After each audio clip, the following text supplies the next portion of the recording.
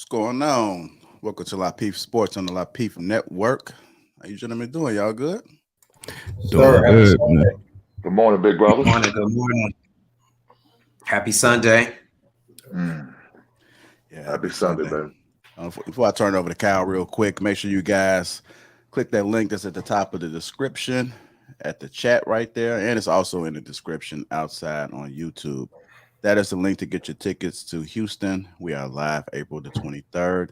Make sure you guys get the tickets. There's been a lot of people that bought tickets already. I want to say thank you. It means a lot that you guys are coming out to support us. And guess what? You guys get a chance to become part of history. So make sure you guys grab your tickets because once they sell out, that's it. Nothing I can do. There is a capacity limit. All right, Cal. Yes, sir. Yes, sir. Again, good morning, fellas. How y'all doing? How was y'all weekend? How was y'all Awesome. week? Awesome. Mm-hmm. Good, It was good. good. Mm. Okay. It's okay. Besides the How'd that All-Star Super weekend. Bowl? How'd that Super Bowl treat y'all last week?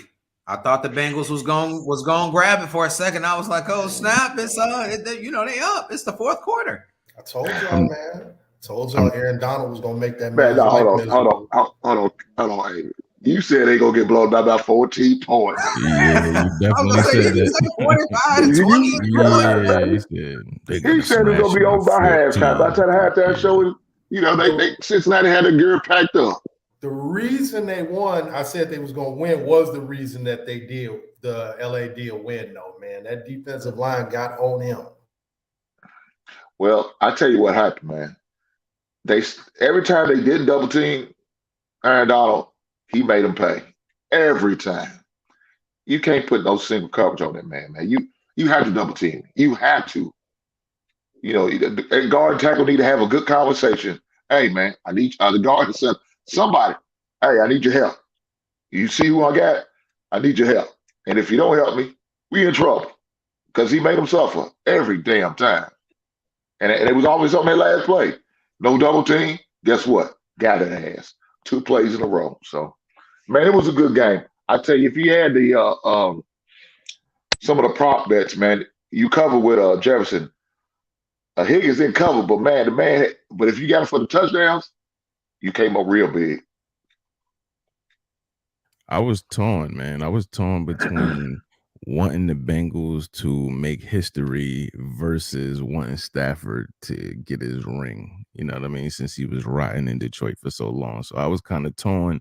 But all in all, man, it was a good game. And it ended how you expected it to end with Cooper Cup coming up big, yo. That dude, he should get the MVP, man, of the season. I think from one season to the next, that dude has been clutch all season. Whenever there was a big play that needed to be made, all season he did it, man.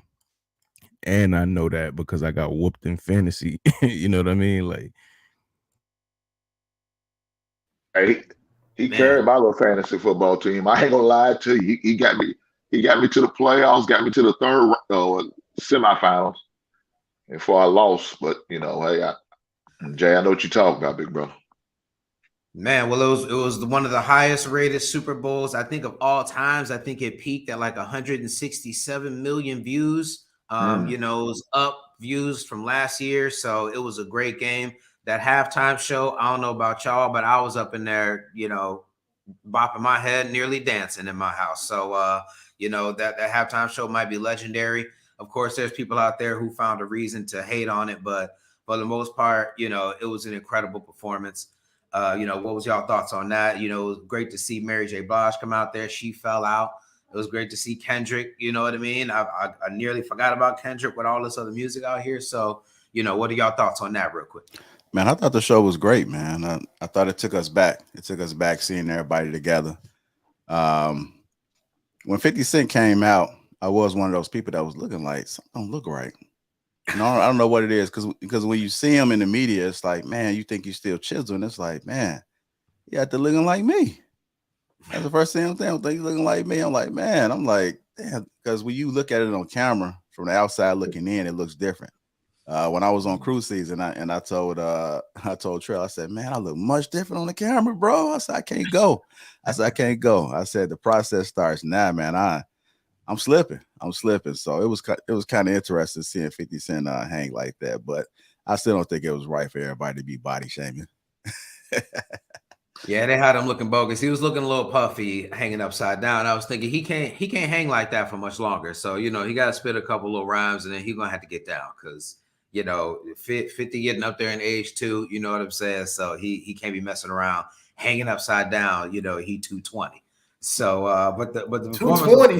Yeah. I'm 230, dog. And he ain't nobody's 220, bro.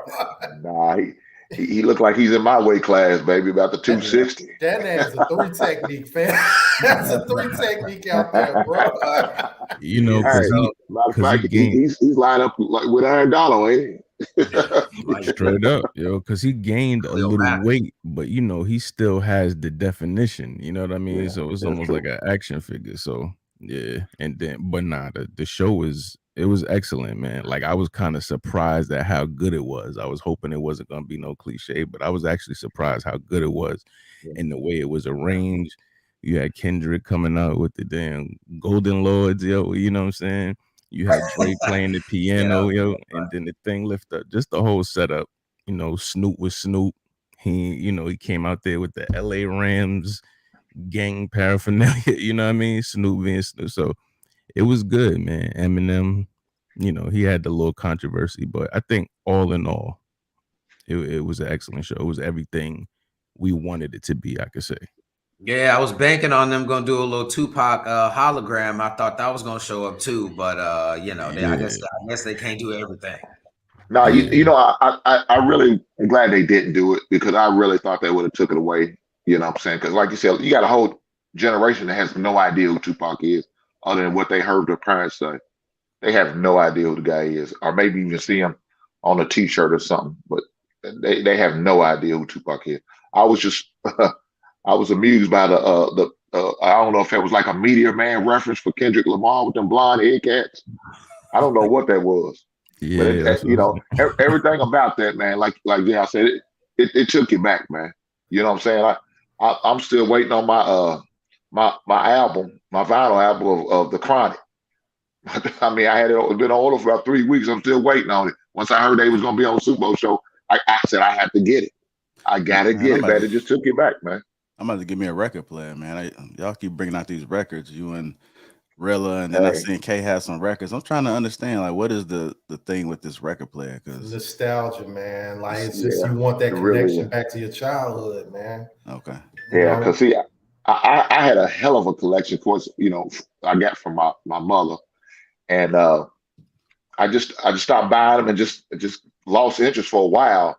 But probably the past, ever since the pandemic, being stuck in the house, ain't really going out to no bars, listening to a live band, putting on them albums again, man, take you back. You know what I'm saying? And I love to listen to a good live jazz band or live cover band. So I'm into that type of thing. So with the vinyl, man, that's what it reminds you of. So I love doing it. So I want to actually ask a question real quick. So I know the performance took us back.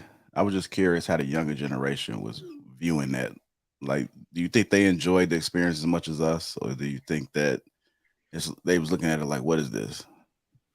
I really think that, the younger generation can appreciate a good concert. You know what I'm saying? It was still a lit concert, outside of just the music and the nostalgia of seeing all these artists who've been doing this now, 30 years nearly, or not even nearly, like 30 years literally. And so, but outside of that, just the layout of the set, the color scheme, the dancers that they had and the way that all went down, I think it was a great show. So, and all the artists were looking, they were looking pretty healthy and good, for their ages. So I think that it kind of landed perfectly. You know what I'm saying? I think that to Hink's point about the Tupac hologram, yeah, you're probably right. It's probably better that they didn't show that because half the generation, or there's a whole generation that don't know who Tupac is. So, the fact that they left that out made that just as much relatable as anything else in the show. So I really think it landed for them just as much as everyone else. Definitely, man. Like, what messed me up is that when I was looking at the reactions on social media, like I'm starting to realize we're at that age where the people who are marketing to, I'm at that age now, man. Cause like I remember being in my early 20s, like, dang, they couldn't bring out, like, whoever was hot at the time. Like, what Cameron wasn't available? Y'all really got the Eagles up here playing? Who the hell still listen to the Eagles, right? And now they're catering to me and all these millennials and Gen Z on my Facebook time. Who are these old rappers, man? Don't nobody listen to these old dudes no more. Where's the baby at? I'm like, oh my God. Like, it's just crazy to see how now you're the target audience. Like, because when we were in our 20s, the Super Bowl, NFL didn't care what we wanted in our 20s for the Super Bowl halftime show. They wanted the 40 and 50-year-olds, man. Now, that's who they want now. Good morning to you, Sway. What up, Sway? Good morning, man. I got these glasses on because my eyes are so damn squinty right now because I just woke up not too long ago. I got off a shift pretty late last night, but I'll take them off in a little bit. What's my eyes? What was your thoughts on the Super Bowl last week, bro? What was it landing for you? How you feeling? What was the what you say? How was the Super Bowl show for you last week? Did it land for you? Were you up dancing? I mean, I was sick. I was sick, but I liked it. I mean, I went over to my brother's house and I did see Walt. It was fun. But I didn't really who else? It was all right. I don't know. There you go. It was just all right. I don't know. Yeah. People want to say it's the greatest. That's cool because it's nostalgic. They had Snoop, Dre, Kendrick. It is what it is. Well, like, how would you compare it to other, previous years? It's probably better. I don't think it was better than last year's. I don't know why I like The Weeknd, but I think he killed that shit. That makes sense.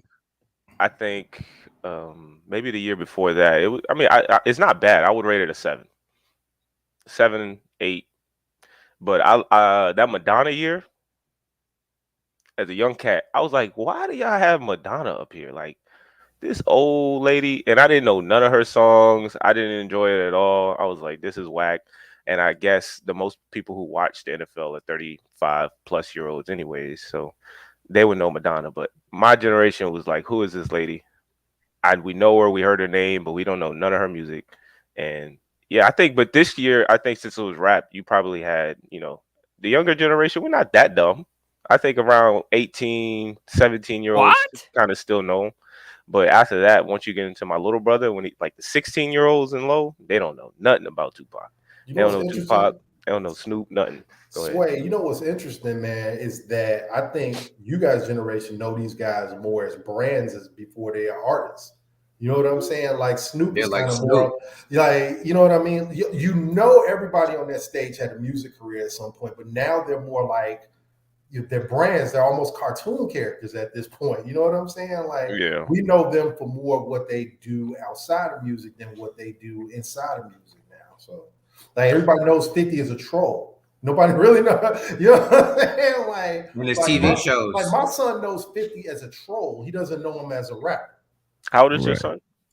He's 12. He'll be 12 in March. Yeah, okay. That's what I'm saying. Like, once you get to a certain age demographic, they haven't like babbled in their music yet. They haven't gone to find it themselves. Like, I think once you get older, you start thinking and looking for outside music than the current music giving, because you realize the quality isn't as good, and then you start going back to the old names and seeing certain songs, and then you're like, oh, I like this song, and then you just go through the whole catalog, and then you start looking up videos and movies about them, and that's just kind of how you go down a rabbit hole as a young kid. That's what I did with Tupac. I mean, and any other older rapper. I mean, Snoop, Dre, Ice Cube. You listen to a couple of their songs, listen to Good Day, and then like, what, NWA, what is this? And then you just start, continue going down a rabbit hole. That's kind of how I did it. But I wanted to answer JR's question about the vinyl thing. I'm not 100% sure, but I remember talking to someone about it, and I think they told me the difference is that when you get into like MP3s and like digital music, it doesn't get all the sounds that was created when it, like the original instruments. It only takes certain sounds and capitalizes on key notes that, like, I guess everyone can hear and blend. So you don't get the whole music production. That's why live shows sound a little bit different, and a lot of people enjoy those better than the MP3s. And I think that's kind of the same with vinyl. It doesn't cut out all the sounds that can make the piece unique in a sense. You know what I mean? It doesn't just leave certain notes that I guess are generic. You know what I mean? It doesn't really have, like, I guess, flats or sharps. It'll just have like an E or something. or like And, whatever. and what Sway is saying is exactly right. Like when I listen to my Earth, Wind and Fire, and you hear, at the break, and you hear the instruments, you won't hear them the same way like I do when I'm playing it on Spotify or my Google Music. You just won't it won't hit the same. It just doesn't.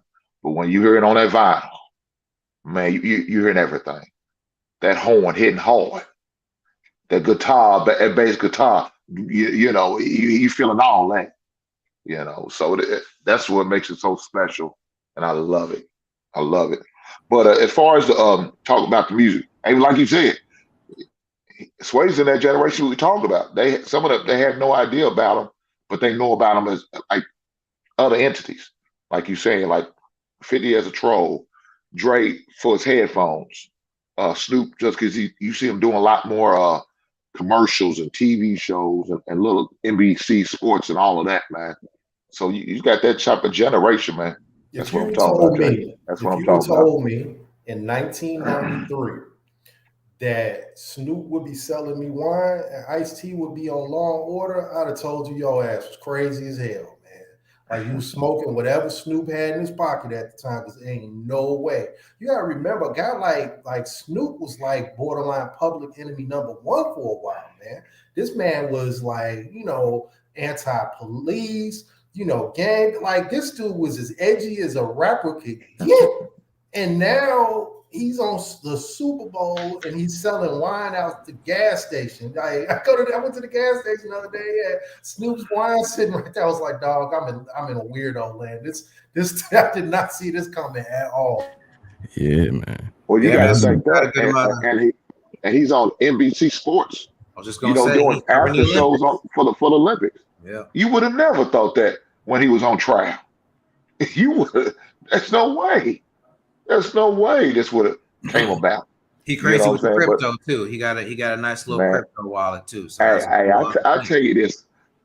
The reason my son was familiar with all the people doing the concerts because it's man, we got to every time we get in my car, we got to listen to old school rap or some sports talk radio.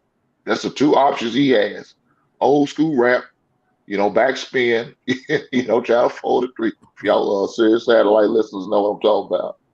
Our sports talk radio. That's all the two things we hear, and we gonna hear it. So he know about Snoop Dogg. So the way I introduce him to certain things, like I hear him listen to his music, and I hear little things, little tones, little beats they using. I say, hey man, listen to this.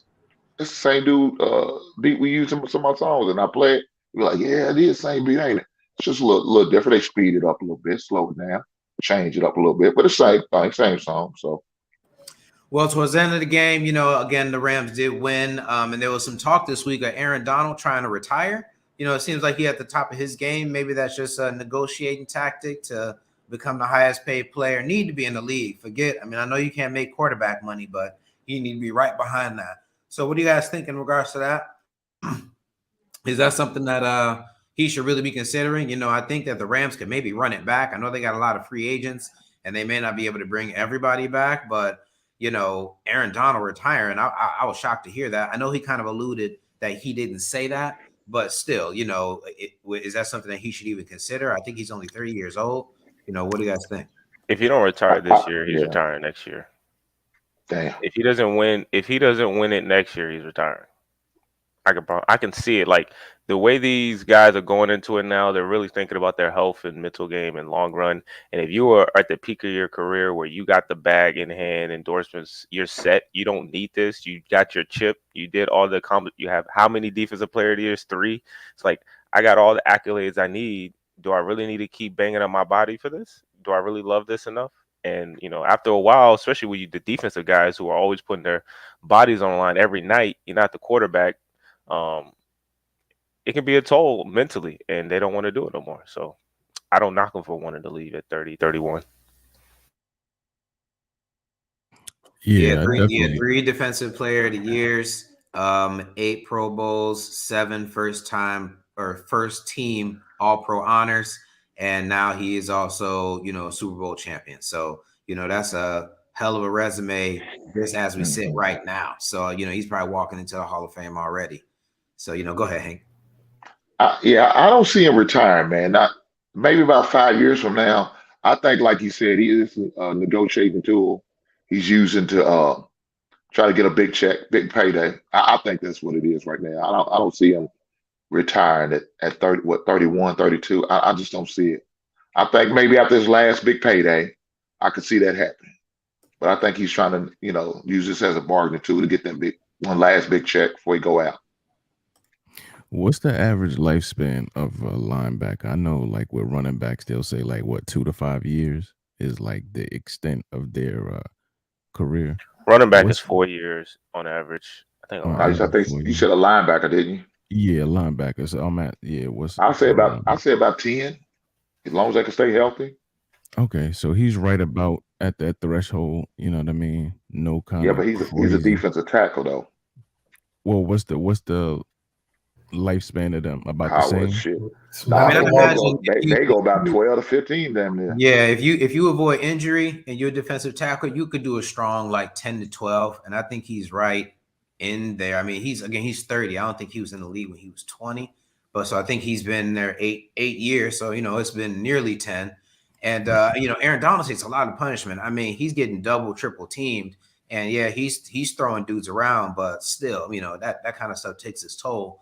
And if we think he'll do another, let's say 3 years, that'd be a lot on his body already. So, but go ahead. Yeah, I could see him. I mean, I could see him retiring at least within the next year or two and going into a media job.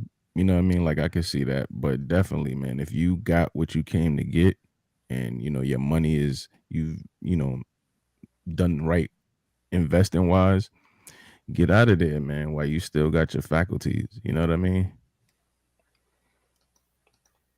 I just want to mention, I guess no one really in the NFL has the highest average career length in the NFL for positions is kickers, and they're at 4.87 years. So everyone else is lower than that. Quarterbacks is at 4.4. The league average is at 3.3. Corners at 2.9. Yeah. Wide receivers 2.8, running backs 2.5. Yeah, that washout brings the average down a lot. There's that, you know what I mean? But yeah, I guess you want to say stars. Yeah, I don't know if they have that. I think it's a situation where do you want to leave, or do you want to be asked to leave? You know what I'm saying? I think a lot of people really underrate that. Like even if you're at a job that you really like, you want to be able to walk out on your terms instead of being downsized. And I think that's kind of what he's considering. Does anybody want to see Aaron Donald being like a third down pass rush specialist in New England 4 years from now? Like, yeah, I mean, if he's effective, fine, but who wants to see it? You know what I mean? Who wants to see a shell of a man? Like your boy from Denver. Who's the dude from Denver that's on the Rams now? Von Miller. Yeah. Von Miller had a great game too. He might retire, actually. Yeah, he had a great game. But I think that he definitely has a couple more years left in him. And at the same time, I don't know what the contract situations are looking like for a lot of the other players. Guys like Odell Beckham and whatnot. I think that he might be on the move. So if there's any time for Aaron Donald to maybe go get that bag, it's probably now. If there's any time to leverage all of what you accomplished, you should be able to get the Rams to get you, however much you need, you know what I mean, to stay there for the next 3 years. Call it a 3 to 4 year deal. That way you can retire a Ram if you do want to retire. And, I think it'll be all good. But so, congrats to the LA Rams again. I feel like they might have a good opportunity to run it back. They're still going to have Matthew Stafford. They're still going to have Cooper Kupp doing his thing. They're going to have some guys coming back from injury. And if Aaron Donald is running it back, that defense should still be solid. So, and plus they got guys like, some guy named Jalen Ramsey, some guy named Von Miller. They got other guys that they can rely on too, just in case. So they're still some of the top guys in the league outside of just Aaron Donald. So, hey man, I don't know about Jalen Ramsey. His ass was getting cooked all goddamn. He was like 160 yards or something like that. He gave up. God, they looked like they would just treat that man like he was in middle school. They was, man, I got Jalen, come to my way. And hey, let me tell you this. That last play, if they had doubled Aaron Donald, Chase burnt his ass so goddamn bad, wide open. If man, if Burrows could have got that ball to him, that's touchdown. He's scoring, and it was on Jalen Ramsey. His ass got cooked all goddamn night. T. Yeah, let's not Higgins sleep loved on it. Cincinnati. Cincinnati's a squad too. You know, they're gonna be Man. right there. They're gonna be a force to be reckoned with. Jamar Chase is the truth. Yeah. If he can avoid injury, you know, I think the Bengals first and second priority should be their line, shoring up their offensive line, because they got a dude at quarterback, they got dudes at receiver. You know, they need to make sure they can protect those people, you know, or at least be able to protect Joe to get these plays off. And the Bengals are going to be something to be reckoned with too. I would say, to my point last week about the whole Joe Burrow being able to survive, this man led the league last year, I think, in sacks and pressure. I think he was, and then I think if you include 70 times he got sacked last year. Come on, man. Wow, bro. You do that 5 seasons, you're done. 50 times, shit. I don't want to do that. Yeah, I mean, it was so rough. check out the numbers. We all know how Hey, Jay, I got a question, man. I just read the shirt, man. Is that K inspired, man? Nah, man. This Yes. Nah, you know, shout out to, you know, you're talking about K. You know, shout out to Shannon.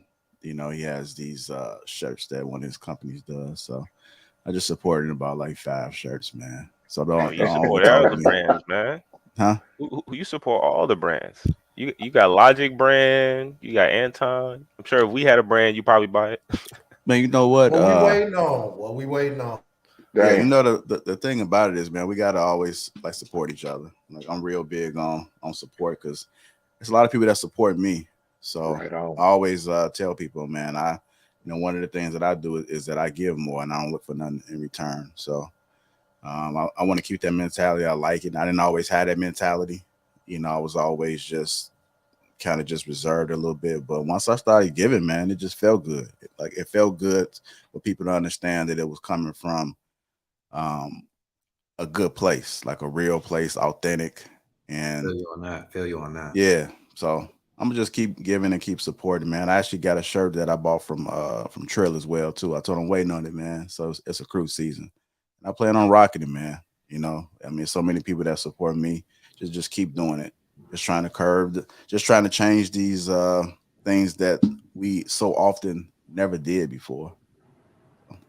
A little tidbit on what you said about the happiness and giving. Like, they've done studies on this, where here you ask, it's like they've done studies on this here. If you ask somebody here if, like, you know, basically like to do something to make themselves happy, typically they'll like buy something for themselves or do something like whatever, you know, self-indulge, you know what I mean? If you go somewhere else, like let's say China, right, and ask them to make themselves happy, their first instinct is to probably hang out with their family or do something for their family. Like, your first instinct would probably to do something for someone else. And when they did these studies, they realized in Americans, or the people who did stuff for themselves in general, were still unhappy. And the people who did stuff for others were happier, I should say. So yeah, you know, that feeling is real, man. Doing stuff for others can definitely lead to a happier life. Yeah, I'm gonna keep on doing it, man. It's only up from here. That's how I look at it. Well, amen to that, man. You know, and I feel like that's a good little segue into the All-Star Weekend. It's always supposed to be a happy time where everybody's sort of appreciating and giving each other their flowers. I don't know if you guys caught up with it. It was kind of a, you know, if you ask me, a bit of a dull weekend. You know, it was a great look for, you know, the future of the league in terms of being able to get to see some of these guys. You know, I'll admittedly say, you know, I haven't seen every game. So it was kind of my introduction to a guy named Josh Giddey. Had no idea he was out here getting it like that. You know, it was kind of my introduction to really see all the Antetokounmpo brothers together. That was really cool to see. You know, being able to see that the Cavs got a real nice young core. I'm sure LeBron keeping his eye on that, you know what I mean, as usual. So you'll come mess it up for them, man. Don't go back over there and trade all them young cats away. Yeah, right. You know, yeah, he gonna sign for the low. Sure. You know, he gonna pull a Michael Jordan, man. Go to the Wizards and fuck up the whole roster, try to steal all the points.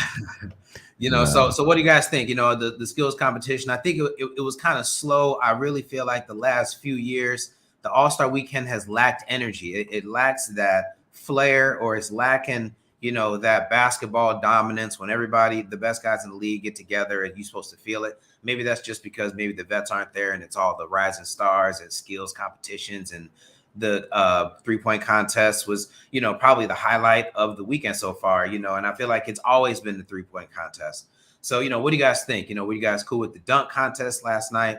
Feel like that was all over the place, you know. So what are your thoughts? Oh, as you can easily see, man, we get excited from competition. That's why the 3-point contest will always be entertaining, because there's always competition. There won't be a lack of 3-point shooters. Now, when you get to the dunk contest, like you said, it's the creativity. Once you see stuff, you can get numb to it after a while. So that Aaron Gordon, Zach LaVine, that kind of woke us up. It's like, yo, and that was competition. We knew who was it. The All-Star game just got into this lackluster, like, showtime, I'm gonna give a show, and then now it's gotten even crazier where it's like it's nothing at all until the fourth quarter. And so I think at this point we're kind of tired of the games and tired of the circus act stuff, where it's just like it's not serious. There's no seriousness at all. Like, no, you know, especially when it comes to this type of sport where it's not really that contact. And we would like to see the best players in the world go at each other, especially with the All-Star game. I hate it that they don't go at each other for at least a half. I don't want to just see you in the fourth. You know, play around the first half, and in the second half, we all should know it's a competition from here. Shit, reset the score and be like, now this is it. You know what I mean? I'd rather do some shit like that, but That's what they're doing. That's what they're doing, though. The score, if you notice, they do changed reset the score, right? That's why they play. Yeah, Yeah. that's why, if you notice, they play hard. And that fourth quarter, like end of the third quarter, fourth quarter, they play hard, you know, because they know they got to get to a certain amount of points to win. You know what I mean? So they have changed the rules, and I notice it's gotten a lot more competitive. My two events for the weekend that I like, naturally, the 3-point shootout, because it's funny. The minute it started, my man is like, man, what the hell is Karl Anthony Towns out here?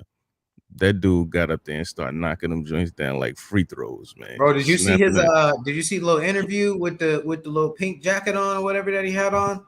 He was feeling real confident. I was like, okay, Karl Anthony Towns is like annoyed that people think he don't drop threes like that. And then when I saw, I was like, oh yeah, no, he can't. Karl Anthony Towns.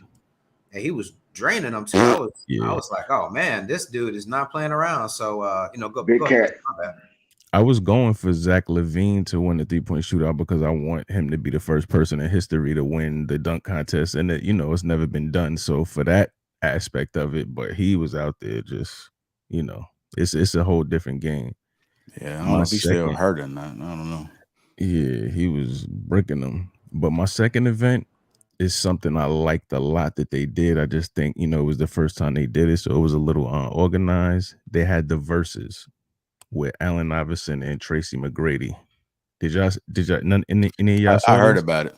It was, you got to check it out, man. If it gets a little more organized, you know, just like the music, they got the two sides, you know, they play the song, but they're playing their all-time highlights. I thought that was a great idea. That was and they real need cool. to do that. I thought they were just praising each other, man. That's all I saw. It was like, yo, you the GOAT. You should be in all top. Yeah, I didn't even get a chance to check it out. It's mutual admiration. Like, nah, you the GOAT. Yeah, I gotta check that out. Yeah, I want to see some competition, bro. Like, he sucked. I'm better than him. Look at his shoes. That's why they whack. That's why he ain't got no shoes. Like I want to see somebody cook. Yeah, if it was Jordan up there, Jordan would be, you know, Jordan is competitive, dog. You know what I mean? So I could tell that. But with them particular dudes, they got an admiration for each other, man. So they in like that same class. Especially Allen Iverson, you know, he shows so much love to everybody. So much love, though. He's so humble. Got that in him like that. Yeah. Exactly. I'm gonna put my 2 cents in real quick. You know, for me, I didn't see the skills challenge. Typically, I always say I'm gonna watch the All-Star activities, and they never do. But I wasn't doing anything. I was working as usual, and I was kind of checking it out. But I did see the Rising Stars, and I had no idea that they had more than one team. I mean, I know they had 2 teams, but I didn't know it was kind of like more of a tournament style. So I actually liked that. And it was smart for them to drop it down to whoever made 25 points. So it kind of made them be competitive a little earlier than later. So I actually like that. I was pretty upset because I was rooting for Ao. I wanted to see him in that championship, so to speak, game, but they didn't make it, man. I think they had somebody on that team that was just gunning. I'm like, man, these guys still, because they still were trying to do some highlights, and it's like, just play, just play. Back in the day, they used to just play from the first quarter all the way to the last quarter. Now it's just like, guys, I get it, you don't want to get hurt, but I think that was a part of the game back in the day where the All-Star game was just as much like competition like throughout the season. So, and I don't think guys was getting that hurt too much back in the day, right? During the All-Star game, I don't think people was getting hurt in general as much as they're getting hurt right now. That's a whole different discussion, but they just need to get rid of the dunk contest. I did say I see people that's on YouTube doing better dunks than these guys. And I don't think that the people that's in the NBA, either they just don't want to do it or they don't have the skill set. Somebody had an idea that I seen online where they said that they would like to see people go one-on-one. I think that would be dope to actually see people go one-on-one, maybe to like 10 ones and twos or something like that. JR, let's take it a step 3v3, further. bro. Let's take it a step further. Now, I don't know if this, see, I haven't hooped a lot. I was hooped in LA, and this didn't seem to be a thing in LA when I was playing a lot on Venice Beach. Hey, wouldn't that be wild to see like 5 to 7 guys in the NBA play a varsity? Wouldn't that be like, or I don't know if y'all call it 21, wherever y'all at or whatever. Yeah, 21, 32. Like, shoot a V. Like, who do you think is in, if you take all the NBA players, who consistently wins a 21?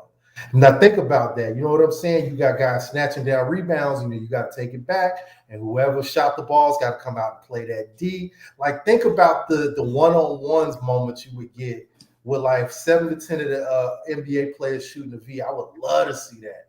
And King of the Hill. You know what I'm saying? Like, do a King of the Hill thing. So they could do a 2-on-2. My guy. You know, some of the teams could just get it, send a 2-on-2 NBA Jam style too. You know what I mean? They could. There's definitely a lot they could do other than the dunk contest. Because I agree, they either run out of ideas, or I really think the Aaron Gordon and Zach LaVine dunk contest, even just Aaron Gordon on his own, he's done so many dunks that there's nothing else that we can really see that seems to be. No, if you go on YouTube, man, I've seen some people. I'm like, man, that's the thing. NBA, you know what I mean?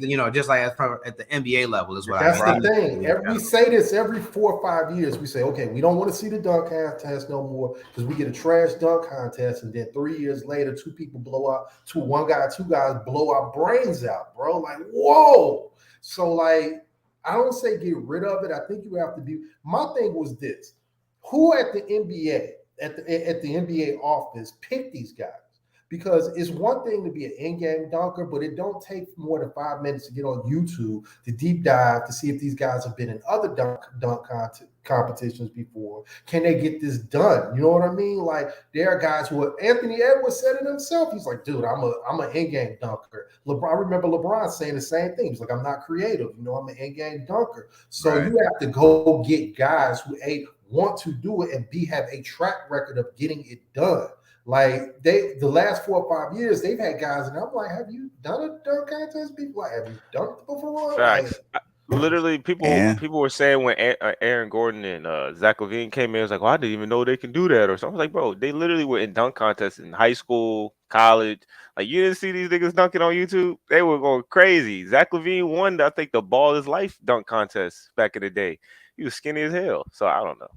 I felt that way about Kobe. I ain't gonna lie. I think Jalen Green's gonna come in, by the way, the guy from the Rockets, in a couple years maybe, and drop some heat. I mean, or something else you can do too is somebody brought this up too, and we was in a group chat with my cousins. Like, won't they just do some fast break dunks? Like, won't they, take a couple people, like y'all, and of course I know it's gonna take some energy, but just do a fast break, and you don't really know what's gonna happen. It all depends on how they throw it. Have a couple people playing defense or whatever, come down and kind of go against each other. They're going to have to do a change, because when that guy, I think it happened twice, they didn't do a dunk at all, and they had to give him a 6. And it's like, how do you guys lead a dunk contest and just say, I'm not going to do a dunk? Or and the that's it. scores they were getting. I don't Clyde Drexler, Dominique. Well, some of these dudes, they need to get some aid because the scores. Some of these dudes was missing dunks and was still getting 8s. You know what I mean? And I'm like, that's another thing on the whole scoring system and how they score. Like, there's no rhyme or reason. Well, Kyle, you got to understand. Hold on, Kyle. Have you ever dunked in your life? I know that if I miss a dunk, I'm not gonna get. No. It's a yes or no question. I've jumped off a trampoline and dunked. Hell yeah. Okay, so I think to those guys, they understand the level of difficulty of some of these dunks and understand that you might not get it on your first try. So then, it is what it is. I think after a while, I get it. You want it to be perfect the first try, but if they miss 2, then they can go, you're not getting higher than an 8. If you miss 3, you shouldn't get higher than a 5. Like, that's kind of how, like, the levels to, or maybe a 6, like, you can go, like, no higher than a 6. But right, that's all I'm saying. If you've never done it before, you can't judge these dudes for missing. I know, but if it should be a process. Like, it should be a process and gets an 8, and another guy misses it and gets an 8, it's like, how does that work? Or what I mean? That'll make sense. Because if his dunk was whack. Yeah, but if it shouldn't matter. If you miss a dunk, man, the most you should get is a 5 for at least attempting it. The most, I think. That's just my opinion. But I'm all for getting rid of the dunk contest, period. I've been saying this. I'm going to keep pushing it. What? Man, this the hell with it. Yeah, I like the JR suggestion with the fast break. Imagine if your point guard was at full court, you at half court, y'all running, you got somebody on the block or something, right? That nigga throw it from half court and you just one hand tomahawk over this nigga head and just dunk that shit. You got the level of difficulty for that pass, the catch, everything. And like somebody might get hurt too. Now that I think so, man, you I know, I get it. I'm just saying, if they got people that enter, you're not entering like a dunk. Well, it's not called a dunk contest, but maybe a fast break contest, and then the other people got to play defense that's on there. Then you kind of like run the risk of somebody really trying to boom on somebody. I don't really want them to play defense. Maybe just sit there like like a prop, and you just jump over them, or I don't want you to jump through a dude where you hurt them. That's too much. Man, that would just be one-on-one dunk contest where they start from the free throw line. Who's gonna sit there and be a damn practice dummy and then let somebody just dunk all over them? Like, I was to say, I wouldn't want to get some of these corny rappers to do it. They want to be hoopers so bad. You want to throw a little baby ass under the rim. You know what I'm saying? Man, let them stand out there. They do anything for attention. Let them goofy stand. Oh, they could. Right. Yeah. And then like another thing to get rid of too is, man, is that damn celebrity. Nobody's watching that damn thing. Now, if you had the celebrities against maybe the NBA players, like that might be something that'd be decent. Like you had like J. Cole, maybe even bring in like Special Agent, Gilbert in, maybe some other people, put some teams together to play against some current ones. I would like to see the more NFL or NBA baseball players or football players involved. Oh, the athletes, Isn't that what they used to do? The Browns did. Miles Garrett, yeah, bro. Like, that's a 300-pound man doing a windmill out there, man. Nah, bro, you can't be having a football player come over, bro. The stereotype about football players. Niggas don't know how to control themselves. They'll rush you into the wall. They used to bring other they can't shoot a 3, so all they do is try to dunk Chris on Paul you. Dunked on a cat doing a game like that. They used to have a rockin' jock. I love rockin'. That's what I was about to say. They used to be some of the best stuff. All I'm saying is maybe just Sanders, Michael Irvin. Maybe just invite the skill players, bro. I'm not trying to invite no linemen or linebacker. Hey man, who was that one NBA player, man? None of the big boys. Like that was in the dunk contest. He couldn't even jump. The guy from the Warriors. I think it was him, man. It should be a process on who gets in there because it's like, dude, you barely the things you're trying to do, you can barely get above the rim. Yeah, he was a last minute. That dude getting 8s and 9s. He was a last minute. Yeah, they just slipped him in there. But like two things. The Rockin' Jock, I definitely agree. They was on MTV. At a certain point in the game, they would bring out the 25-point basket. That joint was the big tall. It was like the 20-foot basket. The 20-foot or 25-foot basket. And then I think they should try something like NBA versus everybody, where they get like the top 5 YouTube dunkers against like the top 5 NBA, young NBA dunkers. I think it would add a level of competition because, right now they cool, they young, I'm out here showing off a little bit. If it was competition, like, dog, you about to get embarrassed because this dude who they just pulled off the couch is about to out dunk you. It would be a little different element. So you could have 4 NBA players, 4 dudes off of YouTube, just go at it. Yep, raise the purse, you know what I mean, to some, respectable numbers in terms of the amount Oh, NBA got money. They probably making hand over fist over these weekends, so they could probably stand to raise some of the amounts that they win. Let the pros, do some charities, you know what I mean? It could be a whole, they get so creative instead of doing the same 3 events and then the big game, you know what I mean? They got so many creative people doing everything else. They could definitely stand and do some other things. like I said, Yeah. man, just like Kyle said, they need to raise these. I guess the prize money or something, bro. Make $100. I mean, not $100. $1 million if you win the slam dunk. 5 million for the All Star, some shit like that. 3 for the young cat All Star game. Like, put some real money on it where they like, I can use 250,000, for a car or a house or a trip or my kids' tuition, something. You know what I mean? That's a good little chunk of change for one game. You know what we haven't talked about though, man, is that when I was a kid, the dunk contest had the most elite athletes the league had to offer. You had Mike versus Dominique, you know what I'm saying? And we knew we were watching like just those 2 dudes in the league when it came to dunking. There was no one else. Like there was no one on the sidelines hiding. If you was that dude, you was in the contest. John Morant. I mean, but we do this every 2-3 years. We get a hot cat in the league who can jump out the gym, and I'm not really a dunk contest guy, or they just don't want to do it. And I don't know. I guess it's what is it? It's a no. You can lose everything, but there's really nothing to benefit if you're a job. You go out there, and you can damage your brand if you go out there and stink. You know what I mean? But we just don't get the elite of the elite when it comes to the athletes in the league, man. And I think that's really hurt. Yeah, I mean, I feel like it's almost better for guys like that to just be seen on the sideline recording. You know what I mean? Got their freshest outfit. You know what I mean? They got they double jean outfit. That's always a classic. You know what I'm saying, with the camcorder, and they just supporting their teammates, supporting the young guys. It might be better for them to just do that versus participate, because even you right, John Morant get out there and low key make a fool of himself. Now everybody got that on their mind as they go back into the season. In the last stretch of the season, there's not that many games, so you don't want that to be the conversation of somebody got embarrassed by some street hoopers that they brought in. And if you're gonna do that, you probably got to bring in some maybe guys who are not all stars, but still maybe willing to participate in the weekend. Maybe some fringe guys who would have been in the lineup has some guys dropped out. And maybe do it that way, but it might be hard to get still some top names. Well, here's the thing: they don't run away from the 3-point contest. Steph was out there. You know what I'm saying? Like the guys in has KD has done it, right? I gotta believe KD has done a 3-point contest at some point, right? Yeah. You know what I'm saying? So it's like they don't run away from that. So I don't think they lazy.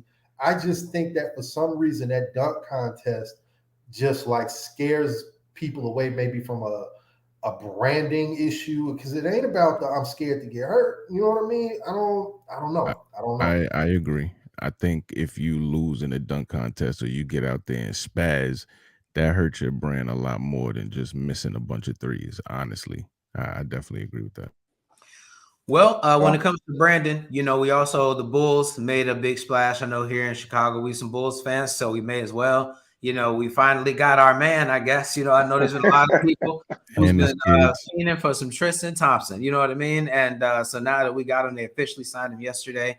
I think in his career, he's averaged, I think like 15, 16 minutes a game. I think the Bulls are in the bottom half of the league in rebounding. So I know he's going to be relied on to, be that down low presence, really be a rim protector, really try to grab boards, when guys like Vucevic are not necessarily doing that. So what do you guys think of the pickup?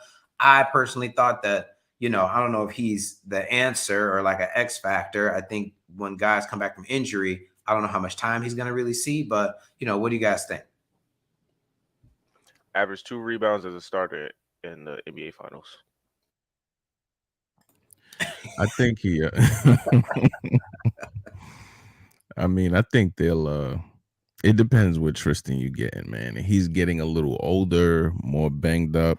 So, because he was serviceable, man. When he was with the Cavs, he was serviceable. He grabbed them rebounds. He was that tough presence.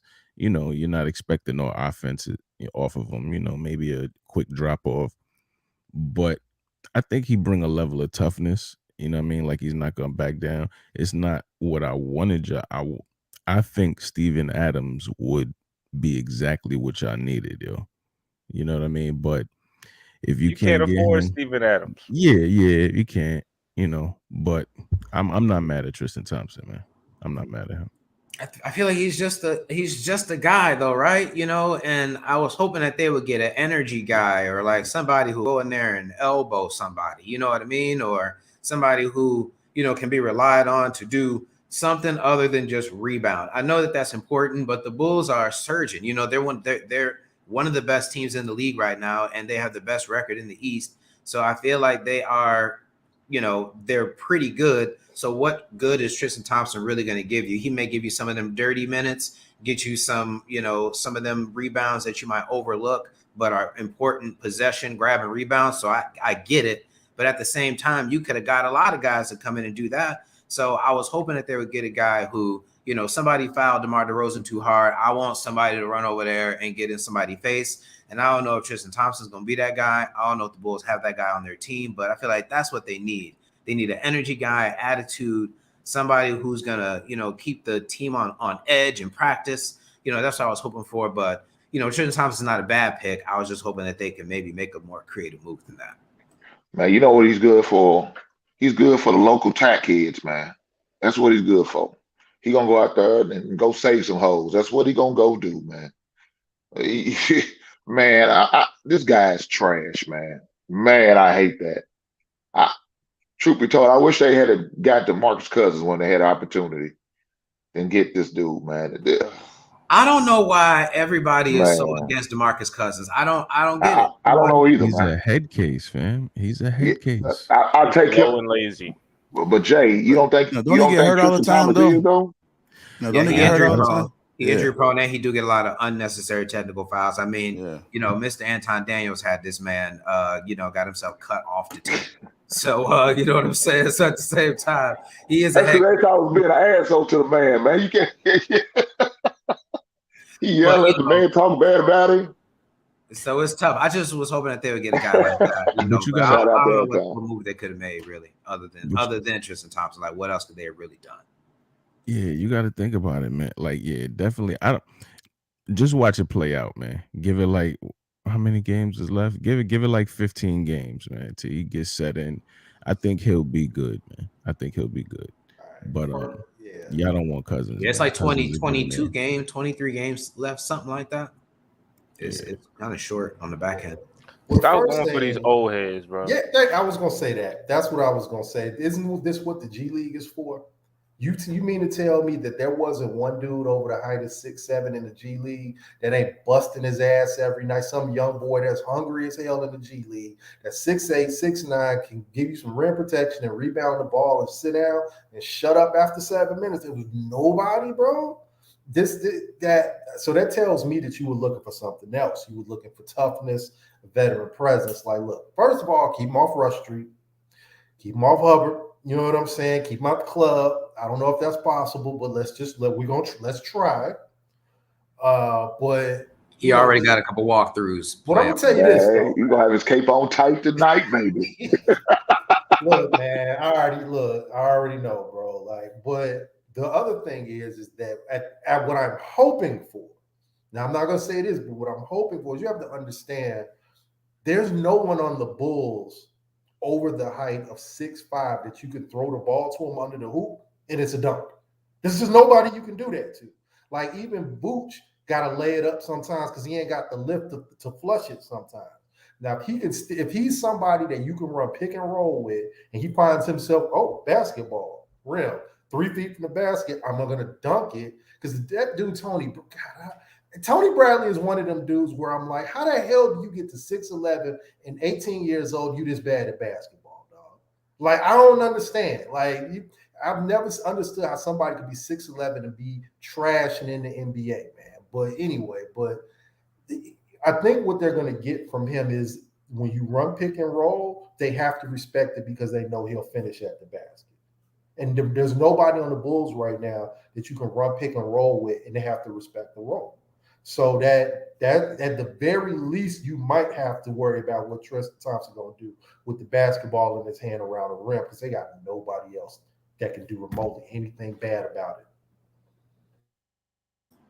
It's definitely guys in the G League. You know, I didn't even think of that. It's for sure got hungry. They got you programmed. You didn't even think of the G League. I mean, I didn't even, and you would think that there's guys making money, getting paid, you know, so they're supposed to know that. You know, I'm not surprised that the Bulls overlook something like that and instead went and got Tristan Thompson because that's kind of a popular name that's out there. But I mean, you know, quick Google search and you already come up with with certain guys. Dante Hall in Grand Rapids Drive, he's a center, some explosive, powerful dude. All he could do is protect the rim and finish. That's all they need. You know what I mean? Some halfway crazy center who's going to protect the rim and sit down and shut up when it's time. You know what, Kyle? They need to go find that boy from Loyola. You remember Kyle Crutwig, the big white boy from Loyola that beat the hell out of him? He got a trick bag on him. You know, he got a trick bag under the basket. He's 7'1". He's 300 pounds, and he like hurting people, dog. It's like he will really. He said he's gonna get 7 rebounds a game, and he might elbow somebody in the gut on the way down. It's not gonna be a picnic if you down there guarding him, bro. That dude had one of Ron Jeremy mustaches too, man.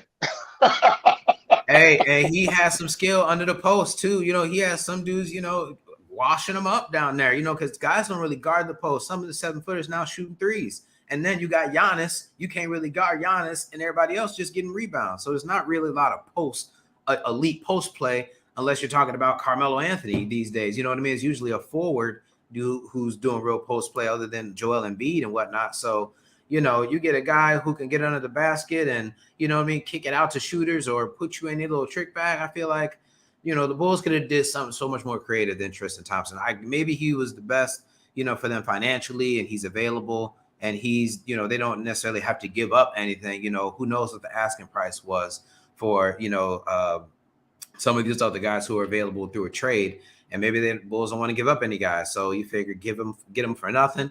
He'll be like a stopgap until we can get some of our guys back from injury.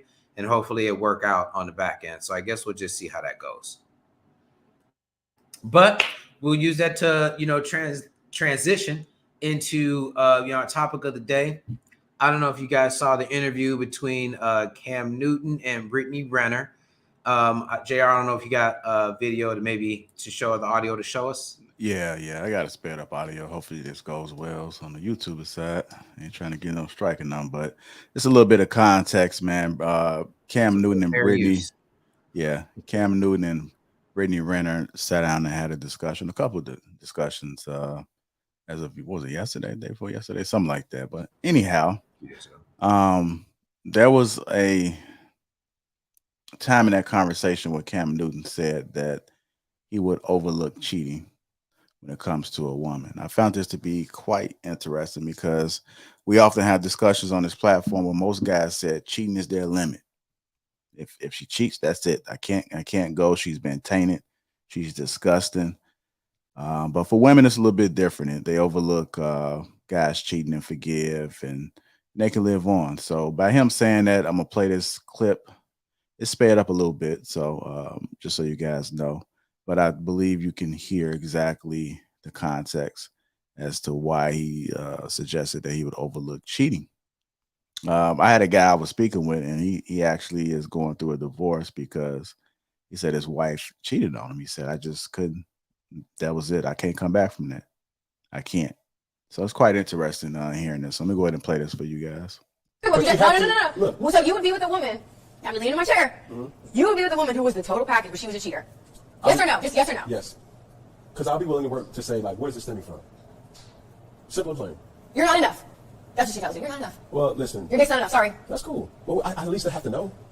And then what? I still have to know. And then what? You just told you better. If this is the option, if this is the option that I'm saying, oh, everybody's baggage is different. We don't get to choose what the baggage is. And I don't know who needs to hear this, but Somebody need to hear this. If it's cheating, if it's financial stability, if it's insecurity, if it's trust issues, everybody's bag is different. And you may sit up here and have a good dude that can be something. And I'm not saying, hold on, let me finish. I'm listening. I'm not necessarily, can be something, but more or less like they just need polishing. They're dull. Their knife is dull. Let me sharpen that shit up and say, hey, bro, that's unacceptable. Just like I talk to the girl and say, bro, you're not enough. Okay, cool. Listen, let me prove to you that what you're doing is hurting me. Some people may care. It's a lot of polygamous relationships out here that's thriving, that's booming. But there's honesty. Cheating and being a polygamous or polyamory relationship, there's transparency. That's the difference that we're talking about. So you would tell, how many daughters do you have? 2. Okay, so you would tell them to just polish him off a little bit. He's just a little bit of a cheater. Stay with him. Would you tell your daughters that? I want you to look at one of these cameras and say you would tell your daughters to accept that shit. I'm not saying it. No, but that's what you're saying. Can he say it? Because I'm not telling my son that you can cheat on a woman and a woman that you claim you love and that's okay just because you're a high value man. You have a lot of money. Like a lot of women want to be with you. That's not okay. Because you're only cheating yourself out of something real. Let's be fucking clear. Man or woman. So let's look at one of these cameras and you tell them, what are your daughter's names? Shakira. And Sovereign, right? Sovereign Dior. Okay. Then tell them. Tell them that it's okay to get cheated on as long as the guy has 80% of what you want. Did you guys say that okay? I know, Sway, you said it was cutting out. I heard every word of it. God. Yeah, I heard that. It sounded, that's crazy. It started, I heard I saw the video, some different footage of them at a different part of the conversation, I think. But I want to say this might have been 2 days ago now when this first came out. So that footage I just heard this morning, and I only heard the very first part.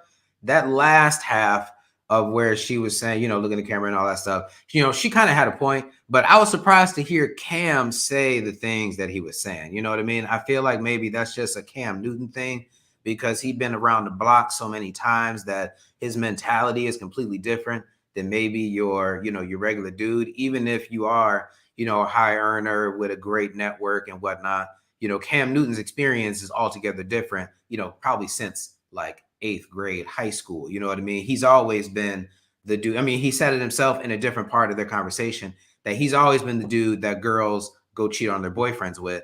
So hearing it from Cam Newton, it hits a little different versus hearing it from, anyone else. But in terms of the content of their conversation, I mean, it's interesting, everyone's baggage is different. That's true. But I don't know if you can just readily accept a person who is already telling you they're probably going to cheat on you. You know what I mean? That sounds like something that you don't want to get into a relationship with them until you maybe understand what's going on there versus getting into the relationship, developing feelings, and then trying to save them and turn them into, a more loyal person. I don't know if that's what he's saying, maybe because he thinks he has the resources that he can help her, maybe realize herself a little better, but that's asking a lot from any man. I mean, I think that's, a bit foolish too. Why put all your resources into a woman like that who's readily telling you that she doesn't plan on being faithful and all that. So, it was really interesting to hear Cam talk like that. So, I don't know what you guys' thoughts are. And man. This is Cam. Shout out to T-Pain, but that dude's in love with a stripper, man. His kids are by a stripper. So, I mean, I'm not surprised talking about he accepted a woman cheating. Dude, you had 4 kids with a stripper, dog. Don't tell her what type of D she's getting while she's at her workplace. Hell no. No. There's no way I could do this. I mean, I'm not a Brittany Renner fan, but I can agree. I'm not going to accept it. I wouldn't. Now, if it was my wife, man, it'd be a hard pill to swallow. And I got to do a lot of praying. I mean, if I was to make it through it, but I find it very hard for me to even think about doing it, man. I couldn't. If it's just a girlfriend, oh, she gone. She ain't going to make it. She going to be left at the restaurant. Wife, man, it'd be a lot harder. I really have to think about it. I mean, maybe if they had a history, like maybe to Cam's point about, their everyone's baggage is different. Let's say, you got a real, your Rolodex is real deep. You know what I mean? Your black book is got a lot of pages to it. If that's the case, okay, maybe we could work through that. You know what I mean? My black book got a lot of pages to it too. Okay, we could work through that. But you telling me that you have an active cheating problem and you trying to work through that, I can help you just as a person in your life, but me and you can't be romantically involved.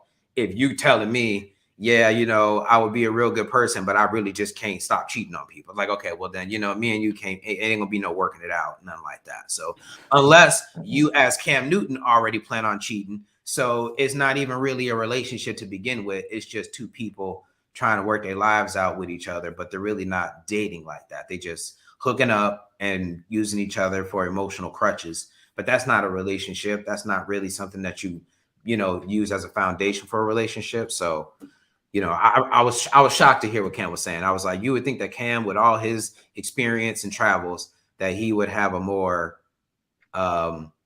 not firm stance. Yeah, than just we work on that. Like, well, bro, that means you probably still out here.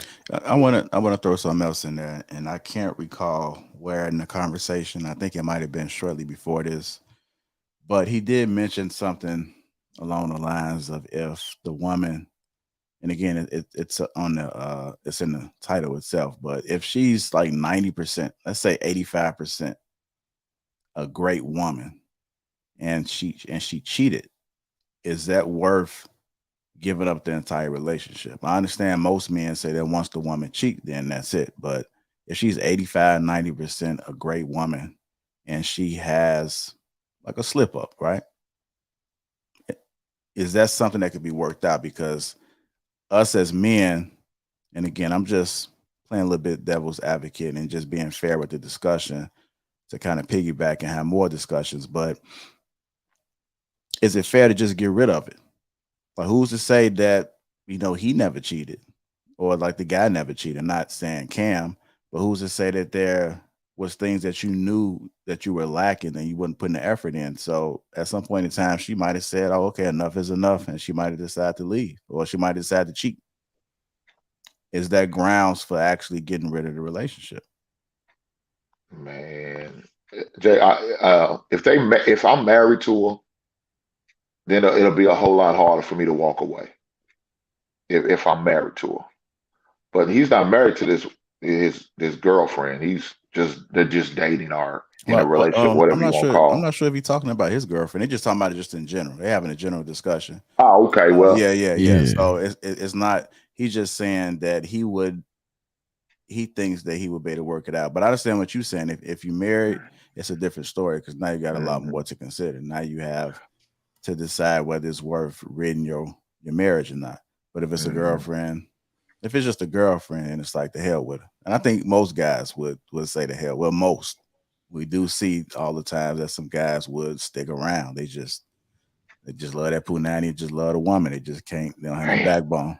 Well, JR, I mean, I think you said it too. I think it depends on the situation, because if it's somebody who they themselves are out here, laying down with everything they could lay down with, then yeah, they're probably going to be more prone to work it out with you, because they got their own skeletons that they haven't told you about, or, that's out in the open. So you really don't have a leg to stand on in terms of being like, oh, well, I'm going to leave because you did this, when you're on your side doing X, Y, and Z, versus you calling yourself being a very faithful person in your relationship. You're not even checking for anybody else like that. And then all of a sudden this person steps out on you. That could be a major violation of your trust, major violation of just your understanding of who this person is. And so under that circumstance, I can see it being an absolute deal breaker. I know it'd be a deal breaker for me, just because I'm not out here like that. But if I was out here low key on Tinder, low key at the bar, low key trying to get my whatever off, and then I see my girl, you know what I mean, acting kind of funny, I can't give her a ton of problems. So I could definitely see how that could go. But I do want to say this as well too, Kyle. And I think that,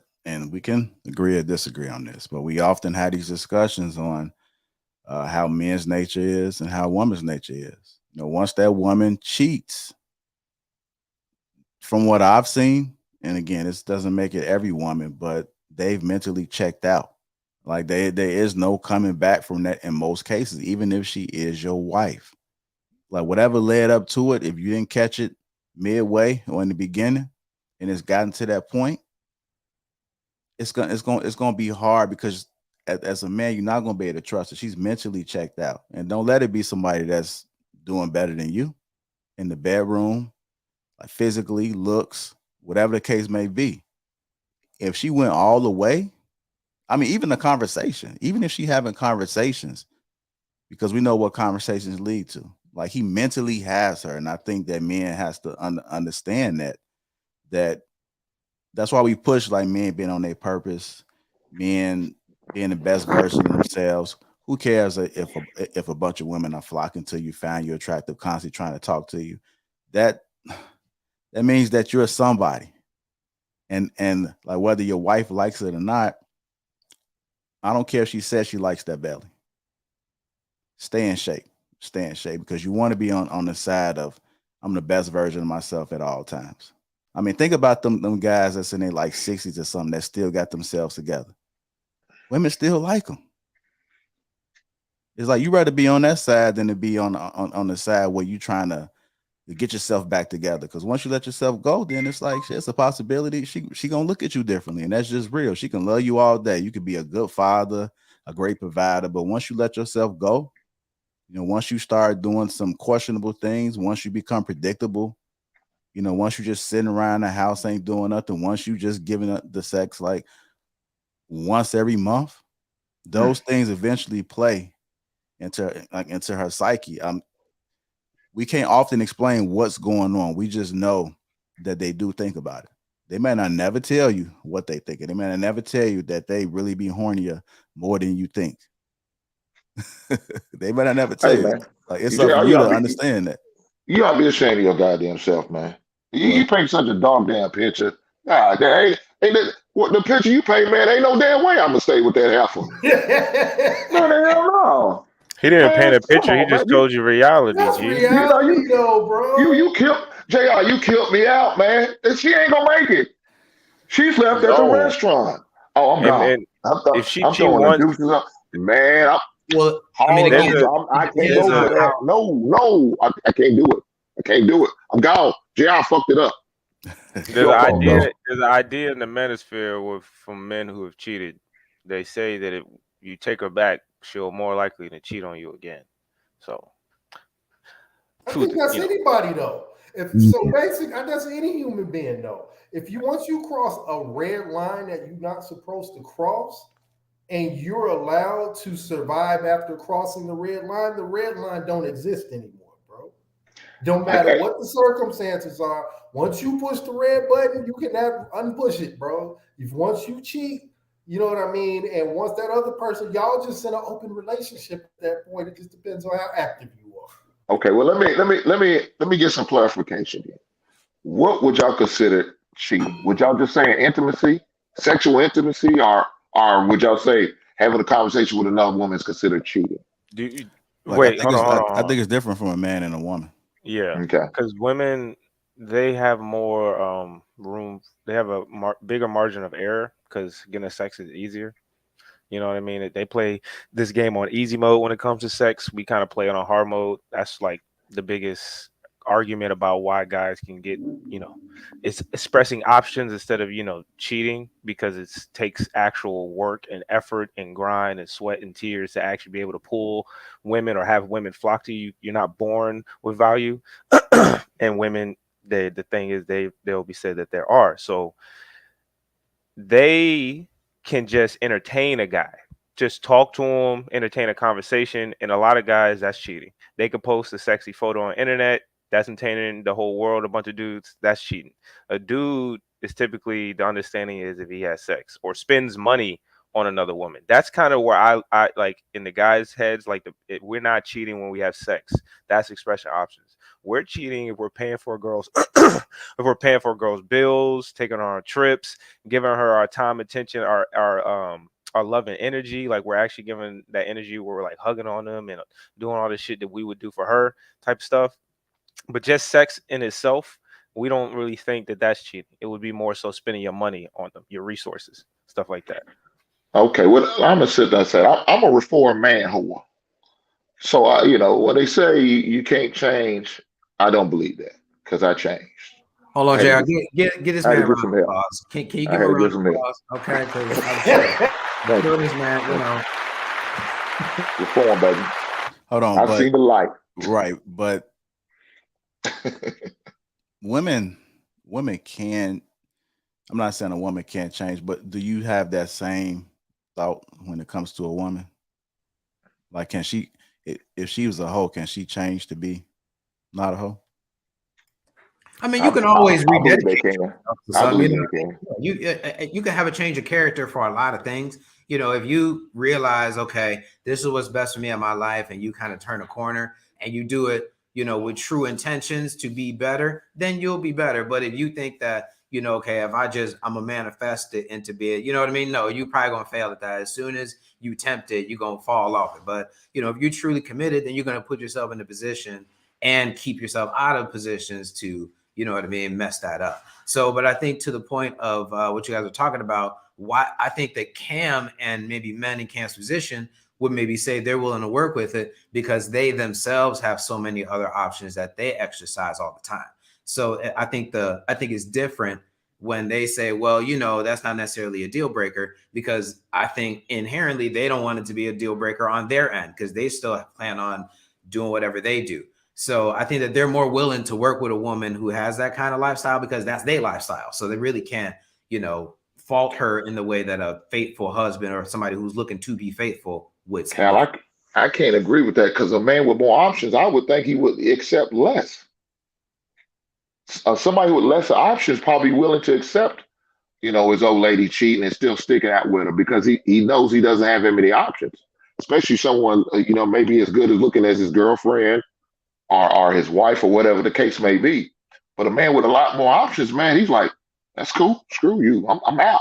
Nah, and I'll move on to the next. Yeah, I mean, but it's not look about what happened to Will Smith over the past year. He'd have been dragged through. It's not about the money, man. It's about You know? it's about the person, man. It's about what they feeling inside. You know, what they going through, how they process and what they seeing. You know, like when I was listening to Cam Newton speak, I was sensing some like, I don't know about this brother, man. And he keep talking, you're starting to see who he really is when it comes to women. You know, like you're starting to really see a little bit of like a hint of insecurity, right, JR? I'm sitting here like, damn, I'm like Brittany got him on the ropes right now. Hey, JR, but you got to question Cam and his decision making, though, man. He's always made some questionable decisions. It seems like his whole adult life, for sure, and even as a young man. And I don't think. Do you remember the part of the interview where it's almost like he had to specify that he wasn't gay? Watch that G word. Watch that G word because I mean, I think it's a little. I think it's tainted in the system. So that one might be Is he really surprised? But I did peep that because he peeped that, right? Yeah, he realized later what he said because I'm thinking like, I'm listening like, what are you talking about right now? I'm like, you know, why did you even? Wait, what did he say? What part of this? What did he say? So part of the interview. So part of the interview, they were talking about, you know, a guy going both ways or something like that, and being, you know, trying something one time and being considered full blown. He initiated that question, though. He initiated that question, and then he had to specify to her, oh, well, you know, I mean, even though I initiated that question, you know, I'm my street goes one way, you know what I mean? It's almost like he had to prove, like, I feel like he was trying to be PC and hood at the same time. Nah, he trying to be PC. No. You know what he try. You know what he doing. Like it's just some questions you don't even come nowhere near. Well, I mean, hey man, if that's what it is, just let it go, man. Don't try to justify. Man, look, if that's what you're into, then who cares, man? That's your damn hood business. Buddies care, bro. That nigga thug. No, thug, bro. That's his whole brand. That man is wearing a damn. Come on, man. He said, "I'm a businessman. I'm from the." Yeah, I know.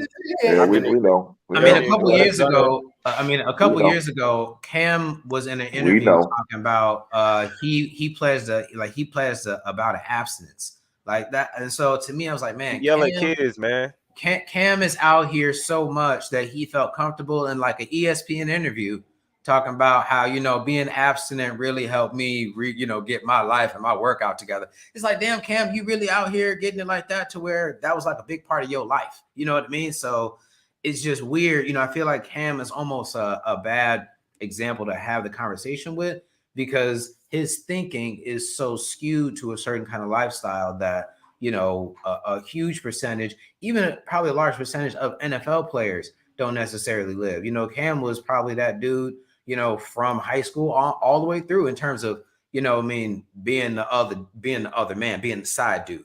So, you know, I think that it's a perfect conversation between them two because they both are probably, you know, have the same experiences in terms of attention from the public, just in general for their general look and behavior. But yeah, I was surprised that he would say that they would work through it. I was surprised to hear that he would be so open about it. You know, I would think that he'd be more like, no, you know, I kind of would look for a loyal woman. He's like, no, you know, whatever she's doing, we'll work through it. It's like, okay, that means he must be out here living wild. If he's just so willing to work with you, that means he really don't even take it seriously. You know, he's just like, okay, well, you know, whatever you need, whatever's part of your journey, whatever your baggage is, you know what I mean? I'm not going to judge you. I'm just going to be in your corner and be here to support you and whatever you need. He probably send that same text to 8 other women that same day. So, you know what I mean? It feels like it hits differently versus somebody else who, you know what I mean, may say that same thing. You know, you hear some of the other football players have that same attitude and it may sound differently coming from them. I'm gonna tell you what it is, dude. That dude has pineapples out in his front porch.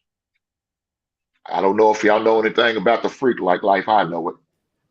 I'm just saying, is that like the flamingos? You talking about the flamingos? I told you I'm a reformed man whore. That means he's some swingers, baby. That means we partying together. If you see somebody wearing a pineapple shirt, pineapples in the front yard, you and your old lady come on through. That's what that means. I think that's what's going on, man. I really do. And so he tried to justify talking about he's not, you know, alternative lifestyle. Well, you know, but he's all for group activities, if you know what I mean. I think maybe that's what's going on with it. And he's okay with his old lady cheat. Maybe she's out there scouting, trying to find a new couple to bring in. Who knows, man? With some of these celebrities, they into some different stuff, man. High level stuff that none of us could even understand. So I wouldn't be surprised he's into that. So it is what it is. Look here, Hey, man. like did y'all people ahead, in JR. like did y'all people in I think it was Nicki Minaj. I asked Soulja Boy that question. Like y'all Yeah, I never saw he got that. real. He got bent out of shape. He got bent out of shape on that. She asked Yeah. him. I thought he was gonna fight him. She asked him if he knew anybody in the industry that was sweet, and he was like, "No, you can't be asking me that," and then like ran away or some shit. Nah, but like, you well, gotta, I do. yeah. I mean, but you gotta see his expression because he was laughing and joking, and when she asked that, he was like, "You know, say what? What you say?" Like, I heard it the first time. Like, how did you miss that? And then his response was kind of suspect, man. But I was just listening to what Hank was saying. Like, a lot of stuff be going on in the industry that we don't know about. It's just weird. I mean, when Cam was having that conversation, and we could think about what's the guy name we always talk about, the quarterback? Russell Wilson. Tom Brady. No, Mahomes, the other one. Patrick Mahomes. Yeah, Mahomes. We talk about Mahomes. I mean, it ain't got nothing to do with the money. That character, who they are. You know, he's been basically like a celebrity for a long time, and he's willing to put up with certain things. So it don't surprise me when Cam Newton was having that discussion with Brittany and saying some of the things he was saying. We just never knew it. Or it was probably masked, or maybe it was overlooked, but we got the real him when he was having that discussion because he was having a real conversation. And to me, it seemed as though he was trying to be that great like interviewer so hard that we started seeing some of him because she was asking questions back. She wasn't one of them people that was just sitting there list. He asked a question, she answered, he asked another question. She was flipping it back on him, asking him questions. So it was kind of making him uncomfortable because he's probably not used to being asked those questions. And then we started seeing more of him. And then he started telling on himself. Yeah. He started telling on himself, revealing his true colors. Hey, I'm a trick. I'm a simp. I'm all for it. You know, she cheated on me. Who cares?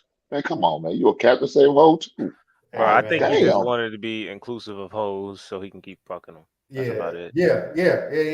You know, we've seen this before. We've seen this movie before, but we haven't like tied 2 and 2 together. Who does this sound to you like in the NBA? Who do we know about the NBA that dresses questionably? People question his sexuality. He's from Atlanta, and he's a preacher's kid. Dwight freaking Howard. I don't know What it is, see, the Atlanta dudes is gonna come for me right now. I know it's been a hard week for y'all. Future out here tricking off 7 figures on women. They shopping Dwight Howard. Now you got Cam out here doing his thing or whatever. It's a hard week for Atlanta. I know. Well, I guess you got to ask how they even from Atlanta, according to that song. Yeah. But my thing is this or whatever, right? These are preachers' kids, right? Dwight and Cam or whatever, man. I don't know what it is about preachers' kids, but when they get out here in the world, they turn into the biggest weirdos and freakazoids that you could possibly find. And then, like in the real world, like I just looked it up because I wanted to know: is Dwight Howard a preacher's kid? Yeah, he's got an article right now talking about Jesus, and I'm like, fam, what do you? Hey, but I ain't gonna lie, my dad's a preacher too, so I guess I want to freakazoid. Y'all just be all over the place, bro. Now I'm about to send you some hate text or something. No, but no, it is. I'm just wondering, right?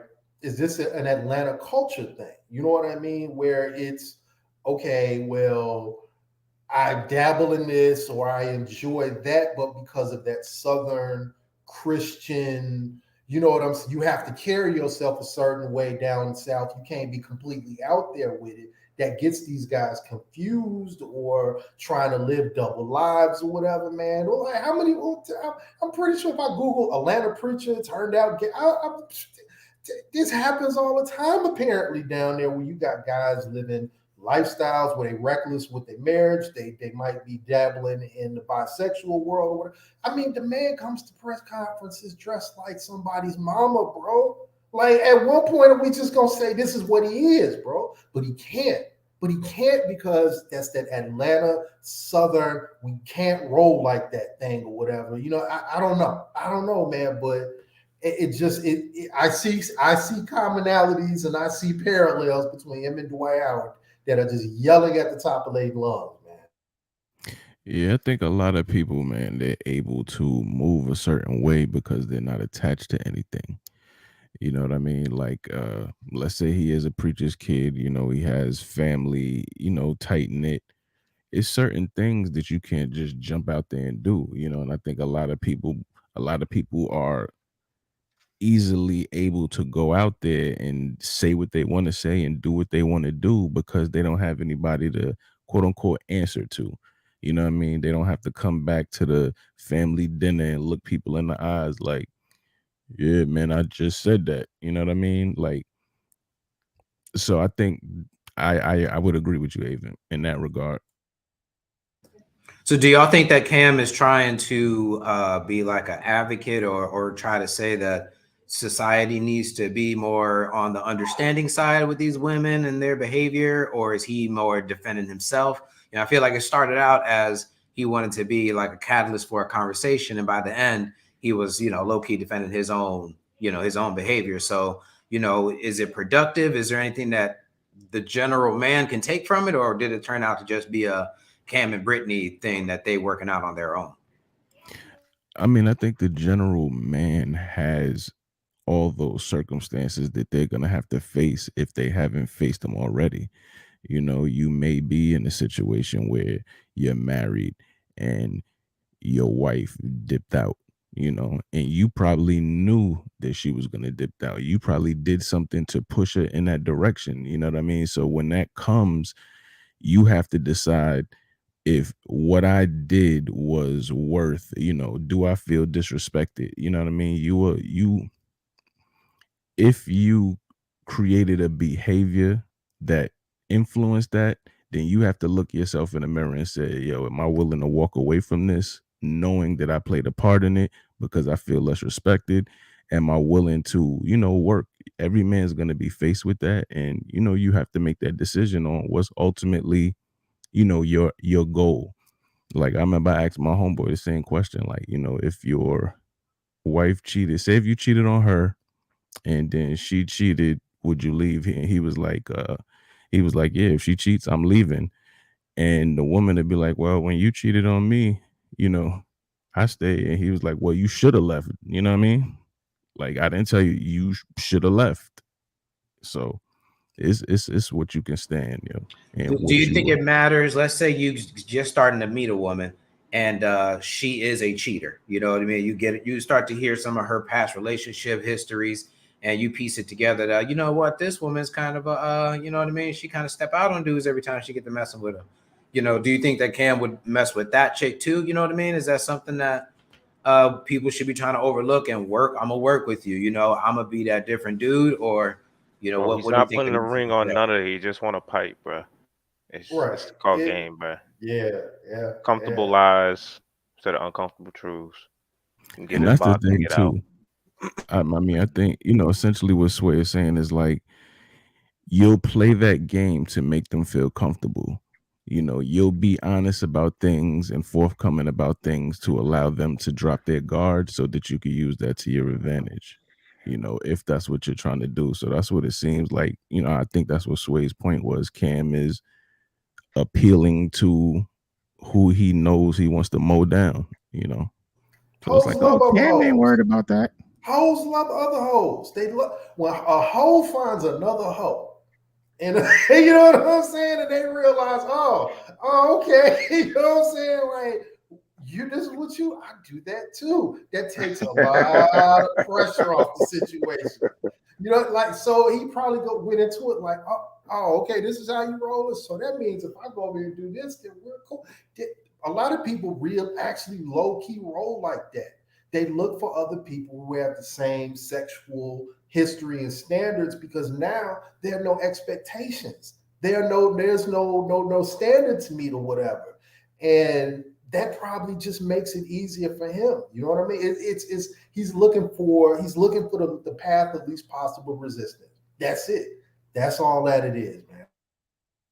But so I feel like what I was getting from him though was, this is for people who are trying to get into relationships. You know what I mean? Like I felt like I kind of, at least maybe I might have heard it differently, but I was getting relationships every day, bro. I'm thinking like a long-term serious. I guess I don't know. Maybe he was talking about, you know what I mean? I guess it's so vague now that I'm sure Hank is going to get relationship. You know what I'm saying? I'm sure Hank going to get a girl. This I guess you would say as a whole, if he trying to swing. He over here trying to get a girl that's open-minded. So, but that's for swinging purposes. I'm thinking that Cam is saying like, I'm gonna find me a woman, and even though she's a cheater, and even though she this and that, I'm gonna still be with her. That's gonna still be my girl. I'm gonna help you work through your problems, and me and you could still be together. You told me you have a cheating history, and I cheat. Me and you could maybe not cheat on each other together, and we could work that out. That's what Kyle, it's only cheating if you don't tell the other person about it. Like she said, it's the transparency. Y'all both on the same page. It's like, hey, baby, I'm going to fuck other bitches. And that's just kind of what I want to do. If you want to be with me, you can be with me. If not, you don't have to be. But that's just part of my life. And she's like, okay, I'm cool with it. Then you ain't cheating from there. Well, let me say this, man. First of all, I'm not a swinger. Sway, don't put me in that swinger community. Okay, you indulge and you add other women. There you go. No, don't do that. Don't do that. Don't go get me out there. You gonna put me out there? No, but I'm gonna go take another. He said, "I will go to another guy's house and take his girl." Yeah, I'm reformed. Hey, I look at it like this, man. As far as this situation, I mean, if we're just dating, man, I'm not gonna stay with him.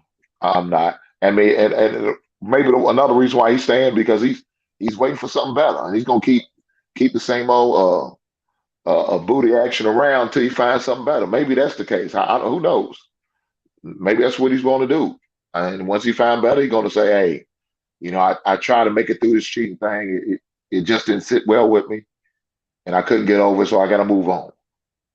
Come find out a month later, he got him a new woman. That maybe that could be the situation. Who knows? But if that was me, man, I couldn't do it, man. I just couldn't do it. Like I said, especially not a girlfriend or someone I'm just in a relationship with. Now, if it's a wife, then it's going to take a lot of prayer for a brother. But why don't we associate the word simping with women? because Brittany Renner also could be speaking to putting her man on a pedestal when he doesn't deserve to be, and she's the one getting cheated I on got while you, he's Carl. out here all over the country Women smashing do and dashing. simp. Women I feel like why isn't that word associated with women more often? Well, I feel like to that's me, what that would be. I call the female simps hoes. I mean, they don't call simp, they call hoes. It is what it Nah, is. It's just a different style of it's way they the do things. I don't want to step women. on nobody's toes Hold or on, whatever. can I answer this? Go ahead. Yeah, go ahead, Sway. Go. Guys are more willing to give up to get boxed, and women have this. This is why if you ask women like, would you rather have male friends or female friends? A lot of times they say male friends because they bring more utility.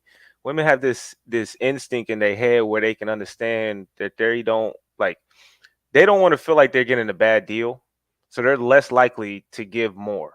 Even with their friends, they're less likely to do shit for their girlfriends if they feel that it's going to harm them, especially if they're not getting anything out of it. It's like, why would I do this for you constantly every day if all you're doing is taking? If they were the guy always taking their girls out, I don't think a lot of girls are out here just taking their girlfriends out, spending money on them. And they can understand that they can get a guy to do that. So the guy, they're going to get the guys to, spend money on it. The guys are more willing to just simp over chicks. Girls are not going to simp over dudes unless they feel like he's worthy of simping over. And that's probably 1% of the population. You know what? They don't. So that's why you don't. I don't know. I'm trying to word it right. I fucked that up though. By the way. I mean, Sway, I hear you, bro. They don't simp with money. They simp with time. They simp with time. And here's what I'm getting at. There are women. What? Here's where I'm going with this, right? If anybody that's lived in the upper Midwest, Wisconsin, Indiana, Minnesota, some parts of Illinois, you will see a very common social, like racial dating couple. You will see a skinny or bummy black dude with an overweight, bummy looking white chick or whatever, right? You'll see that a lot in Indiana. You will see that a lot in Minnesota. You will see that a lot in Wisconsin. Those women are simping because the white men around them don't even want them. So their thing is that I'm going to go get me a black dude with any means that I got, whether it's money, a home for him to stay at or whatever. You see this combination all the time. And I'm going to put it all the way to the other side. Women who look really good, who have really good careers, simp with time all the time by dating dudes they got no business being with because the dudes that are quote unquote on their level don't want them. So they bring dudes into their life who they have no business being there, and they simp with their time.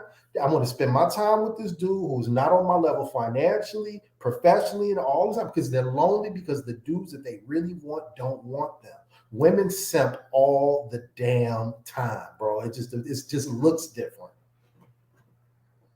So are we on a road to where all this simping left and right, where cheating will be thought of differently, or to just be more of a, exercising options, living my best life? I need to be able to connect with people spiritually. I'm not trying to get into anything serious. We kind of see that now, and I feel like that culture will only continue to evolve. So do you think cheating will even be a thing outside of marriage, in terms of two people dating? Let's say let's remove it from the marriage life, and let's just keep it to people who are dating or trying to date, or people who have real shady histories and they're trying to get into new relationships and be transparent. Is cheating even going to be a thing anymore, or what do you guys think? Hey, we used to call them chicks them tax time chicks, man. But Yeah. Kyle, to answer your question, yeah, these young cats, man, they more accepting of doing that type of stuff. It's okay for some of these young cats. I noticed that. But we not accepting nothing. You sure, Sway? If we ain't put a ring on it, we ain't accepting it. Well, Sway, I would say this. We talking to it and entertain it for a little bit don't mean we accept it. I would say this. The girlfriend-boyfriend dynamic seems to be different than when I was coming up. It seemed like nowadays there's these situationships. Ain't that the word they call it? They got situationships. There's hookup culture.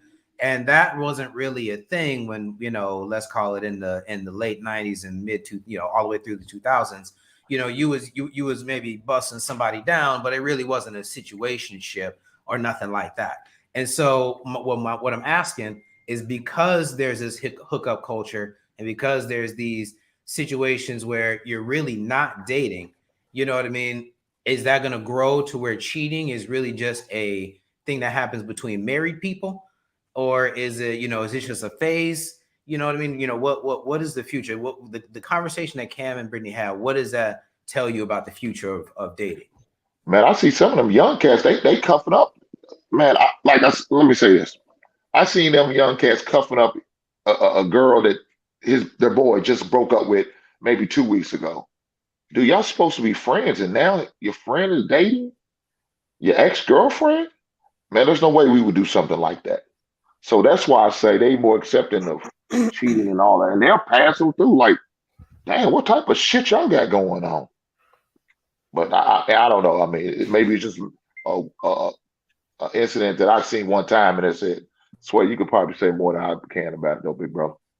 I think with cheating, I think it's going to be talked about more so on the man side, where the argument is coming full forward. It's like, I think more men are going to be wanting multiple women or poly, especially the younger guys. They're not going to settle for one chick. And I think that's going to be the conversation. Like, we're not cheating no more because we're going to be honest. We're not committing to none of y'all unless we feel ready for it. And so the conversation around the young cats or just men in general, I think is going to be like, we're not getting in relationships with y'all unless we want to marry you. And so that means we're not going to cheat on you. And because that's the women's biggest argument is like, oh, how you love me, but you going to cheat on me. It's like, all right, cool. I'm not loving you until I put a ring on it. And that means I ain't going to cheat on you. And a lot of guys, even then, they don't want to get married. So it's like, I ain't ever going to cheat. That's just kind of how they in their brains is going to be. It's like I think that men now in the next couple of years are going to find ways to I would say trick women, but to, I guess, convince women that they can't cheat no more unless they're married to them. Yeah, but Cal, some of these young chicks, man, they feel like if you have sex with them, y'all in a relationship. Oh, of course. But like I said, these are the conversations we're having where young cats are like telling, like I told my girl, I was trying to explain to her, so a lot of times y'all equate love with sex. I was like, men don't think like that. Just because we fuck you don't mean we love you. And I don't, and like these are the conversations I think the younger guys are having, listening to the older guys telling them. And then, like I said, in the next couple of years, the narrative is going to change that unless I'm married to you, I can't cheat on you. But okay, so let me ask you this as a follow-up. How do you get the path from like an exclusive relationship to marriage? There has to be a path there between, okay, I'm gonna stop messing with these other women and just focus on you. And so are you trying to say that path is going to be shorter? Well, Kyle, you got to understand that most guys can't mess with multiple women. Most guys, in the sense, they can't get them, or they mentally just can't handle. Like, I mentally can't handle having a bunch of women. It's too much. I can't keep track of it all. I got too much going on, too much, I don't have the time in the day to worry about more than one chick. I got to already worry about my own girl. So the guys who do, and when they do, a lot of times they got time on their hand, or it's just so easily available that you're talking about a top 10, 15% of guy. I don't think this is an issue we're going to have, with the majority of men, having multiple women. You know what I mean? It's just it's a fantasy. We would love to say we can have multiple women, but most dudes can't get 2 women in a month, let alone one. You know what I mean? They can't attain the attention of 2 women in a month, let alone one. I don't think we're going to have a big cheating epidemic just because men say, oh, we can't cheat on you until marriage, or being this exclusivity. Like, a lot of guys get into relationships for the sex, the exclusivity. They want consistent sex. They can't get other women, so that's not an issue. Like, with the whole monogamy about that, like, they're monogamous out of necessity. Most guys are monogamous out of necessity. They don't have a choice. They had to bag one and they had to lock her down because they can't get other chicks consistently. I kind of want to say something. I was listening, and I'm pretty sure I'm gonna have some more things to say. But Hink, based off what I've seen, that it's not like a younger generation or older generation. I mean, we still seeing the same stuff. We just seeing it in the public eye. I mean, there are guys that are just, catering to women, grown as hell, just as much as it is like younger. The only difference that I see is we have a lot of social media, and social media is painting different narratives. It don't necessarily mean that it's true, but I think that guys like simping, it don't really matter the age. It's really comes to the upbringing, like what they've been exposed to, confidence, how much experience they have when it comes to dating. And I know we talked about women changing. A lot of times women don't even consider changing until they hit the wall, like whatever that wall may be. Whether it's they just lost it, they're not getting too much like attention, like whatever it is. Usually when they hit the wall, now it's like, I got to figure something out, because you want to spend majority of your time living this way, and now you realize you ain't what you used to be. So now I want to go ahead and settle down. That's a lot of wives that's out here right now. They got a lot of mileage on them. And then they come out here, even in the space, and they preaching, trying to give other women advice. And the reality of it is that you was a slut monkey, as Rilla would say, your whole entire life. And you come on here acting like you're not. You walking around here in these marriages acting like you're not. And a lot of times some women still haven't shook it yet. They still got bodies that's under them. It just hasn't been exposed, but they paint the picture to the guy as they're this particular person. Like, and you're really not. Like, you're really not. If a woman cheats on you, you got a lot of decision to make, whether she your wife or not. If she's your wife, I think that you have to still got to move on, man. I don't know. That's kind of a hard pill to swallow, man, because once somebody mentally grabs her, you start looking at yourself, and 9 times out of 10, it's something that you were lacking in.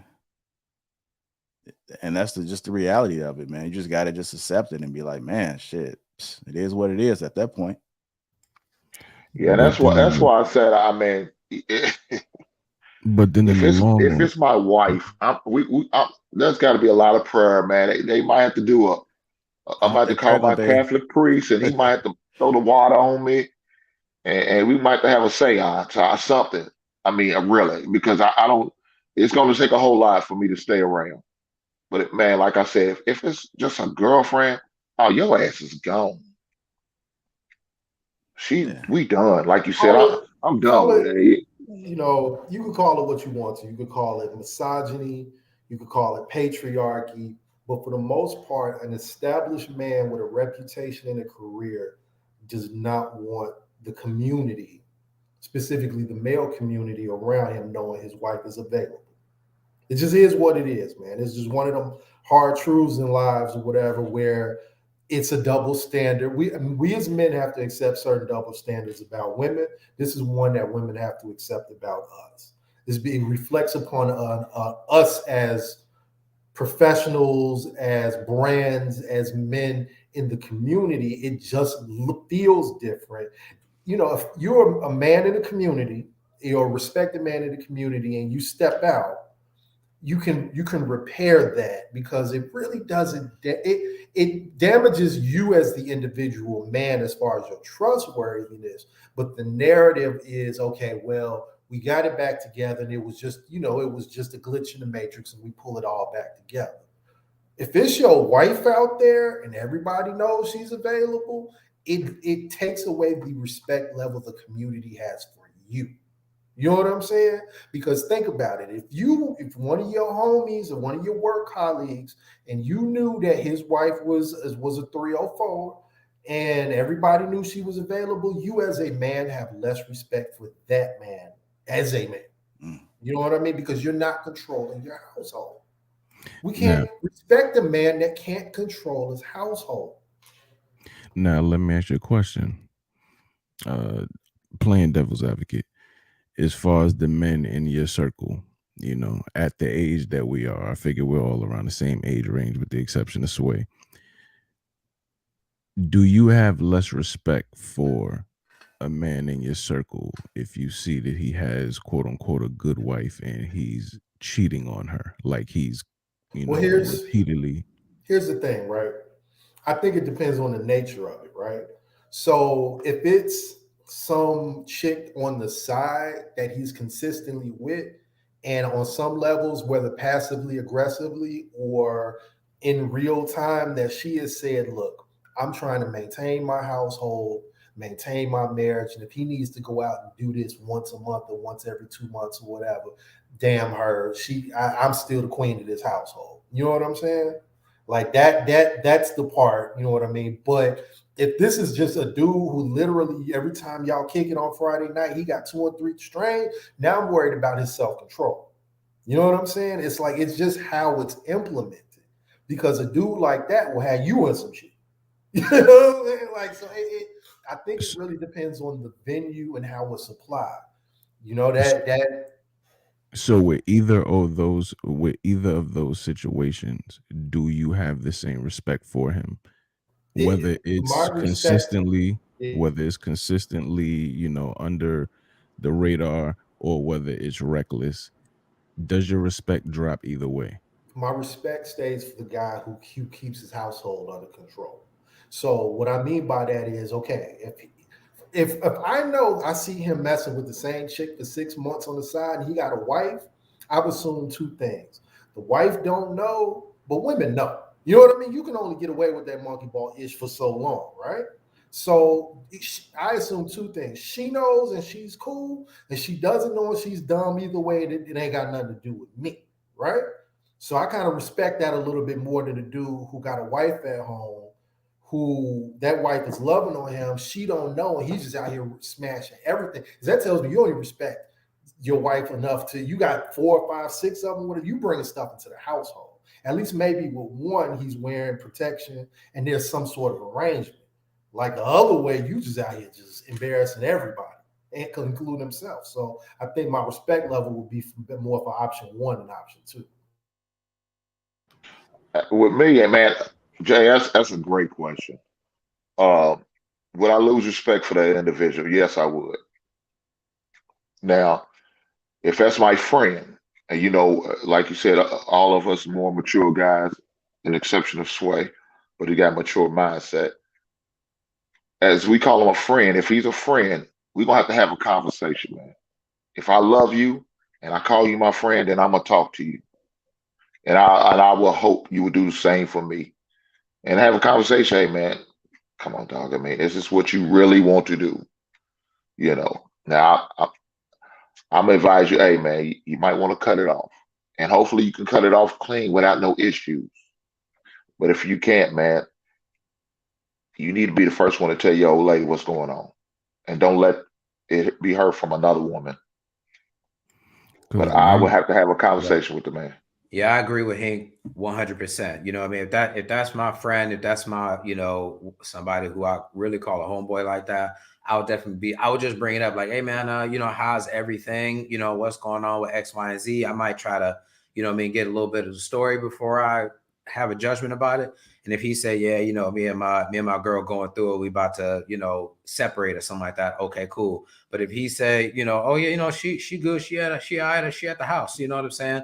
And he just kind of out here, then I might be like, come on, bro, you I don't know how I would address it, but in terms of answering your question, yeah, I would probably lose a little respect for him, because if you just out here, sneaking around and still trying to live a certain kind of lifestyle, which I've witnessed, I've been on a bachelor party and seen some dudes who got whole families at the house and they out here living reckless. You know what I mean? They the most lit one. You know what I'm saying? It's one thing to throw some money. It's another thing to participate. And so I just seen some participation and I'm like, that dude right there is living foul. You know what I'm saying? And so what you end up doing is you try to just not be around them. So then the next time everybody going out, you ask, hey, is such and such, is this dude gonna be there? Okay, cool. I'm gonna steer clear of him. or whatever it is. You know what I mean? You try to minimize your interaction with them because you don't want to be, you don't want to be associated with a person like that if they getting down like that. Now, to Avon's point, if it's just a side chick that he mess with all the time that everybody knows about, then that ain't none of my business. But if we all at the bar and he just hollering at chicks left and right, like he's not married, exactly. You know what I mean? Or like I didn't pick him up at the house. Right. Keep me out your stuff. You know what I'm saying? Right. Like if you got a side chick that you go dip off to see once a week or once, have whatever frequency it is, and you handle that business in a very smooth and efficient way, and it doesn't get messy, ain't none of my damn business. Because I'm gonna have a conversation. Which once I see it, we're gonna have a conversation. It comes down to communication. Like, hey, what's going on with that, bro? Oh yeah, well, this is just what I'm doing right now. This is with the situation, or my girl said it was cool, or because truth be told, a lot of people men communicate. I want to ask a couple questions too. A lot of married people have made this the parameters of their relationship, and we don't know that. So we can't make that assumption. You have to talk to that person because you could be bad out here saying, oh man, this dude over here cheating on his wife, and low-key his wife at home with hers, and he's out the street with his, and that's their business. You don't know. So the most important thing is you have to communicate with them. You have to see where their mind is at. If he's still on his purpose, he handling his business as a husband and a father, and leave him alone. That's his business. But yeah, if y'all going out to the bar and he dragging 304s back to y'all car every Saturday, that's when it becomes a liability. I want to ask y'all this question. The first question is like a yes or no, right? So I know you guys say that this is what you would lose respect for your friend, family, whoever it is that you're close to be able to have that conversation. Have you guys always been this way, or did you have to grow into that? I had to grow into it. You know what I mean? At one point, it was looked at as, all right, bro, you doing your thing. Damn, you got the setup. Then as you get older and different things become important to you, and you realize, like I'm probably the one, it's about 2 of us that's not married amongst my friends, like tight knit, about 10. I tell them, they reach points in their marriages where they might be thinking about stepping out, or, they may be going through a rough patch. And I'm like, bruh, I'm out here. You don't want nothing to do with this, man. You know what I'm saying? Stay your soft ass in that marriage, dog. We getting ripped apart out here, bro. Like, you know what I'm saying? So I have to be real with them, dog. You know what I mean? But to answer your question, it wasn't always that way. Maturity. Yeah, it's definitely got to be a young man's, that's kind of a conquest thing. I feel like, when you're young, you try and get as many as you can. You're trying to get as many numbers, as many whatever as you can. And that way, at one point in your life, that's kind of your measurement of being part of the group, part of whatever little subgroup you try to be part of. I don't want to make any assumptions, but, when I was younger, that's kind of some of the things that, that was a phase that you went through where, you don't really care about it. Nothing you're really taking seriously. Everything that you're going through is just interactions. It's not even really relationships. It's just, you experiencing the world around you. And then as you age, you start to really feel like, okay, it might be important to me to develop some meaningful relationships with, 1 or 2 people, or I'm really trying to settle down and have this kind of relationship with this person. And so after a while, you start to value that. And then you start to, because you value it, you want to see other people go through that because you think you see some benefit in it. But when you're younger, I feel like, and you don't really have the commitments, or you don't have a reason to feel like you need those commitments. Yeah, you might be a person that's proud of all your conquests, and you're not even, you know what I mean? You see somebody else doing it, you're like, yeah, man, I see it. You got 10 of them. You got a whole stable. I'm trying to get like you. You know what I mean? And then at 10 years later, when you're trying to get married, you see a married couple walking down the street, a whole family. Now you're saying, I'm trying to get like that person. So it really just comes with time, I think. I would say the same thing as Jay, where when I was younger, I had no value for it. And now as an older man, I feel like I definitely see the benefits for anyone. So, yeah, I know with me, it was, it was younger now. So say Sway's age in the 20s, didn't care. It is what it was. But, you get older, more mature, and then you see the bigger picture. You know, financially, you look at some things like, man, it's financially, what the hell was I thinking about doing this and being out there and just being out there. So that right there made me change and made me want to do something different for real. For me, I was fortunate to have a friend set from a really young age where we always respected each other's boundaries. You know what I'm saying? Where it's like, if he's out here being like, out here just man horn, okay, you do yourself over there. If he's over there, he wants to be captain relationship. We respect that and we let him do that over here. Like we never were like, okay, we're a group of guys and we're all going to be in relationships and nobody around us cheat. Come on. No. It was whatever that it's reflected in where they at in life, bro. You know what I mean? Like most of my friends in my 20s were either married or in long-term relationships. And then we got to our 30s, we was all out here in the street. So in those 30s, some of us got back into marriages, some of us got into relationships. So you just kind of respected people and met them where they were at. Like I've had friends who were fresh out of like really bad 5-year marriages who was out in the streets. And even when they would get in relationships, they would still be out in the streets. And I'm like, yeah, he just got out of a relationship, but this is just what he gonna do. And you don't kind of like judge them. And then I've had other homies that they were out in the streets forever. Then they got in a relationship, but they kind of fighting it, trying like, man, I want to be back in the street. You just kind of meet them where they at and just kind of help them along the way, man. You never want to just kind of like judge them for what they're doing. You just kind of grow into your manhood at different paces and just kind of embrace them at where they at. Okay. I got another question. I just sent you guys some pictures. Just let me know if you guys got it or not. Swear you got it? Okay. What about you, Hank? Check your IG, Facebook. Let me know if y'all got it. You got it, I Avery? got it. Yeah, I missed the random inboxes. Okay. Jay, you got it? Okay. Kyle, you got it? No, I don't got my stuff. I'm pulling it up right now. Yeah, I'm check your IG real quick. I mean, check your Facebook inbox, maybe Messenger. Just let me know when y'all got it. I'm a fan out of those boots. I love I got it. Okay. Let me know when you got it, Kyle. Who we speaking of? Okay. Oh, I'm gonna get to it. Okay.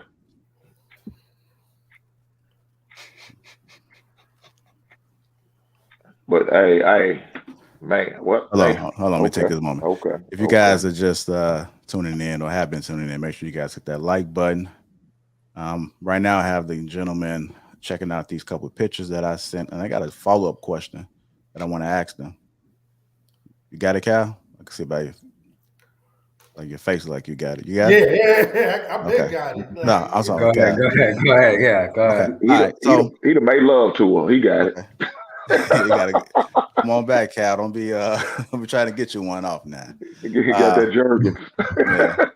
No, but the reason why I sent this picture, and I don't like to put people out there, because the question I have for you guys is I hear what you're saying. Now we mature, we older, now we got to be a little bit more responsible in how we move. But when you got back something nice, say somebody like the picture that I sent you, that person is kind of well known in the Chicago area. I think was a bottle entrepreneur type. She's known, and a lot of guys kind of lust over it. So like, does that change the conversation that you have with that friend? Like, oh, okay. Like, do you have that same energy? Like, I know some people that have smashed. No, I don't have that same energy, man. Like some B-list like celebs, some people that's been in like the Tyler Perry movies or something like that. When you find out, such and such, man, I got her pregnant. Oh, okay. Like, does that change your perception on how she look, her status, who it is, or do you have that same energy? Currently at this age, I have that same energy. Especially if I know what you have. You know what I mean? Because that right there, that's not long term. You know what I mean? But yeah, I mean, it's gonna be hard. If I was younger, I would have been like, go ahead, do your thing. But I mean, at this age, I'm just looking at the bigger picture. I'm looking at the longevity. But yeah, that's afterwards. But when you first see it, absolutely, within the first week or so, is it, bro? I'm like, man, I know it's a hard pill to swallow, bro. But I'm like, damn, dog. You know what I'm saying? Yeah, of course, obviously. You know what I mean? Men, you looking at them, you assessing them. It's like, fam, what do I do to that? You know what I mean? But then once reality sink in, you having a different conversation. All right, we got like FYF. Life said women don't get status points. The fuck. So JR, so your question is, if I seen my friend messing with what you sent us, would I have different energy for it? Yeah, because I'm hearing the guys, and when we talk about it, when we got time to think about it, it's like, oh yeah, absolutely, nah, dude, you live in foul. But I've seen where some guys will give a pass, like they won't give too much of a fight. If it's somebody that's bringing you down, that you just know, like, man, like, look, she got 4 kids and you sitting here messing around, you wouldn't risk it all. But then when it was somebody else, and let's be real, guys are into looks. Guys that see looks and they will overlook a lot of stuff, regardless of what he's saying. And I do respect what he's saying. We shouldn't be giving them status points, but it happens. It happens. And so, like I always say, let's just have a conversation, because this is a reality. Well, a lot of guys don't have that same type of energy depending on who the person is. If you got a B-list like celebrity that played in one of the Tyler Perry movies and you find out one of your married homies messing around with it, you got that same energy, you should, right? I mean, I think it depends on the situation. If it's one of my married homies, like I know he got kids and a wife and a 401k and all of that, then I mean, yeah, he live in foul. You know what I'm saying? It don't matter who it is. He could pull up with Halle Berry. I mean, I'm not mad at him. I might still, chuck him the approval nod or whatever. But after the the craziness wears off, you know what I mean? After the starstruckness of whoever he's with, after that wears off, he's still living foul. He's still stepping out on his wife. If that's not the understanding that him and his wife have.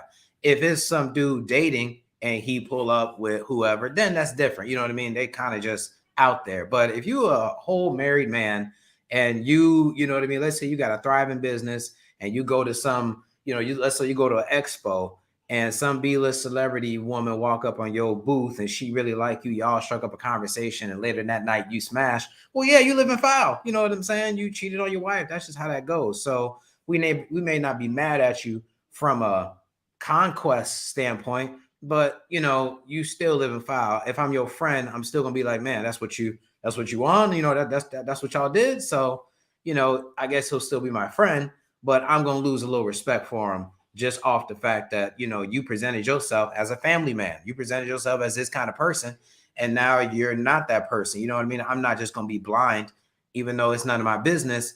If I call this person my friend, then it is kind of my business a little bit. I'll be like, damn, dog, that's what you are. If I'm not living my life that way, I don't know if I'm trying to be around you and you living your life that way. Do that stuff independent of me, and don't let me, be part of whatever mess you in. I don't really care who it is. It could be Beyonce.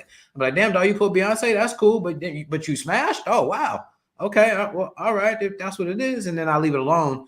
But, he lost a couple points in my mind, even if it's go from 100 to 98. He still Kyle, lost. I was on board with you for a while there, bro, until you brought up Beyonce and you start saying, nah, man, I can't do it, bro. What if it's my brother? I'd be like, damn, dog, I'm not mad at you, but wow, that's what you want? Okay. Bro, okay, wow. You're bugging. You just said that's your initial reaction. If you asked him, did you smash? And he said yes, you wouldn't be like, oh, all right. You'd be like, your face would be like, nigga, what? That's what you'd be like. You like, nigga, what? You smashed? She let you smash? What? You wouldn't be like, oh, you cheated on your wife. No, nigga, it's Beyonce. Chill out, bro.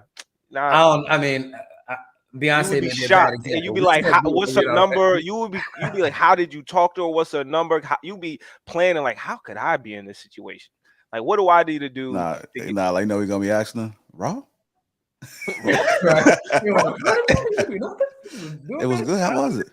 I mean, I wouldn't be, I guess I wouldn't be mad. I wouldn't respond with mad. I would just be like, wow, you know what I'm saying? Like, and it will only be a guy who presents himself otherwise as a family man, a person who, you know what I mean, be Instagramming about his kids, and my wife is a queen, and you know, I don't know if you be thinking about that. Kyle, you moving the goalpost now, I'm saying boy. that dude, You moving that the goalpost now. He said his brother. You moving the goalpost. You I'm talking just about saying, family man. if He it's preaching on somebody, Instagram. Nah. if it's somebody who presents himself as a family man and now they turn around and they came up on a B-lister and they smash, I would look at them kind of funny. I'd be like, wow, that's what you on. But if it's a dude who just getting hoes all the time and then he cheats on his bills, what is it him paying his mortgage and being a good father have to do with him smashing chicks? Like, him being a good family man is just that. Him being a good family man, being good to his family.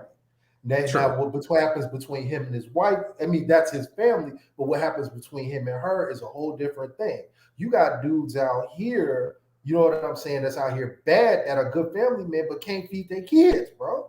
You know what I mean? Like, so it is what it is. But again, I'm going to go back to the whole thing about it depends on how you do it. If you keeping it under wraps, you keeping it as professional. I don't know if that's the word I want to use, but you keeping it as under wraps and professional as it is, then you just kind of like, okay, interesting. But if it's somebody like if one of my homies who was in a marriage or a relationship was out here smashing Brittany Renner, you got to come holler at me, dog. Well, you're not about to bring that chaos into my life. You're not about to bring that chaos into my nephew and my niece's life. You know, like, we're not doing that. It's like, it's too many of them out here for you to be smashing a chick that's known for drama, known for chaos or whatever. That's when we got to pull you to the side and check. Like, you play the game clean. You know what I'm saying? You're going to play the game, keep it clean, bro. Hey, man. It's tough. Damn. I don't know, man. I don't know. Damn. I tell you this, man. I will probably still have a conversation with him because, man, that's my friend and I love you, bro. I'll still say something to him. I said, man, dog, is it worth it? Or is this a one-off? You know what I'm saying? If it's a one-off, I'm saying, man, be careful. Cover up. But, man, if this is an ongoing situation, dog, I'm going to say, dog, man, it's not worth it. There's nothing about that's not worth it. Them little 20 minutes you getting, man, let it go. Leave it alone. Walk away while you can. You know what's crazy is that it's easy for us to give some advice to other people, but I guess you have to ask yourself, like, would you go? If, Beyonce, it's like, Jay is, I don't know, he's in New York, handling some deals, trying to put some together stuff with Ye, Cal. Come on, bust it wide open for me. You don't have to answer, but I just like the right thing to say would be would kind of pull like that move LeBron did when he was running away down that escalator. Did y'all see that one? Yeah. Yeah. Cal, you better plead the fifth, though. Yeah. Man, I mean, but men, real talk, men need to have more discipline when it comes to women. That's not the message that we want to put, but I do like to have some fun with the conversation because it happens. It happens. We have some rare men that exercise a lot of discipline, which is a good thing. It's what we all should strive for. We should all be disciplined, no matter if it's a A-list celebrity, if it can be, I don't know. I was about to go on the wild side because I got an imagination, but it could be somebody just major who we all may take a liking to. You still got to have that discipline at all times, because that's how you're going to be able to advance. Having that control over your mind is powerful, and how you lead your family, how you lead yourself, and what you leave once you're going off this earth. So let's just make sure we pushing everybody having discipline, but we got men on the panel now. So let's just have discipline, dig discipline, money discipline. Let's just be better versions of ourselves. But it was a fun conversation, man. I don't want to dive too deep, man. Y'all start getting like Cam Newton, and once you start talking more and more, things start coming out, and you be like, damn. We got heat on record that he's swinging. Yeah. I was about to say something. I was like, about whatever he said. Let me shut up. Yeah. I mean, let's be real, man. Bro, I wasn't flip flopping. What you mean? I'm just saying, you know what I mean? It depends on the situation. It depends. You can't. I would like to think that Beyonce, if Beyonce talking about, come on, Kyle, just real quick, I would like to think they'd be like, nah, What could be in Beyonce? If she was a baddie, like if she was a sweetie archetype, a Mega Thee Stallion archetype, just like everything. Didn't have to be them, but just a random chick. Wasn't like he was making a relationship out of it. You telling me, like, damn, nigga?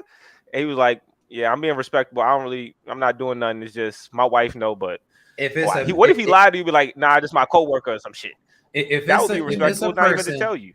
If it's a person who's presenting themselves as I'm this perfect husband, perfect wife, perfect person, you know what I'm saying? I'm not necessarily saying you moving the goalposts, Kyle. We not talking about me. Okay, well, I'm talking about me. I present myself as a person who's not going to be out there like that. So under no circumstances am I going. It's just I'm just not going. It's cool. See, for me, I like to know that, okay, I had the opportunity, but I'm not really going for that. I'd rather not do it. I'm not going to fuck my life up for Beyonce. You know what I'm saying? It's not. Okay, we ain't talking about you. We talking about your friend. Let me tell you what Kyle's going to do. Kyle's going to be on that Teddy Pendergrass. Come on and go with me. Come on over to my place. Come on, Kyle. You and I both know what's up. Look, my wife in the other room. So as far as I know, I'm not doing none of that. You know what I'm saying? I'm keeping it locked up. I know. She behind that computer with a shotgun right now, dog. Hey. Like, I bet you better not say that. Blink twice, Kyle, if you're in trouble. Yeah, man, it's crazy. I mean, people that have had multiple sessions and sexual activity, man, it's great. It's good, man. It's a good thing. It's a good thing, man. But let's just make sure we keep the push to have that dig discipline and have control. Do it on our terms. Always do it on our terms, man. That's what I like to see, man. Because like the look on people's face when they know they can't, that they don't have so much easy access to you, it's priceless, man. Like the fact that you can just like muff a situation, like I'm good, nah, I'm good, and you just hearing them beg and trying to finagle their way in to get closer to you, man. It's hilarious, man. You just look at it, and then I think it's a different response with yourself. Go ahead. I'm sorry.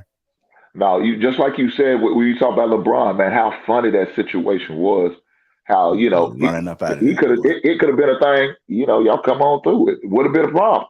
You see how they still trying to go down the escalator in some high heels when the escalator's going up. Yeah. You know what I'm saying? They still trying to instead of other trying to go down with it. Man, they trying to go same place LeBron going because they want to be with him.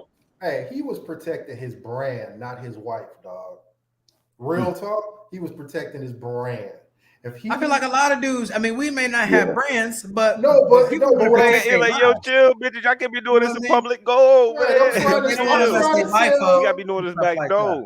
I'm trying to sell Sprite and gym shoes right now. They don't need to know that I'm out here like this. You know what I'm saying? Like, I honestly think that let's change the scenario for a second, right? What would have been more damaging or whatever? Who was more pissed off, Sprite or his wife? If it's like 3-4 chicks in heels running up on him, it's like, say he behaved differently. He's like, oh, okay, I'll talk to you for a second. And you know what I mean? Like, just entertain him. You don't even have to swap numbers and just entertain him for 5 minutes. Sprite is probably more pissed off than his wife because she's probably less invested in his image as a family man than Sprite is. Let me ask y'all a quick question. How would you feel? Okay, you have a woman currently, and she has a friend who's married, and her friend is like cheating on her husband, doing him dirty. He has no idea, but you notice that your wife is not giving any pushback, just lolling away in the chats. Oh, word, girl, y'all went out tonight, or y'all met at the hotel tonight? Okay. How would you feel like if you seen that type of conversation where her friend was doing her husband dirty, and you don't necessarily see your wife or your woman pushing back on it? That's different. Right. That's What if your wife? What if your Look at wife's man. friend was messing with Trey Songz? What are you just gonna letting that ride? You know what I'm saying? Like, what? Damn, Kyle.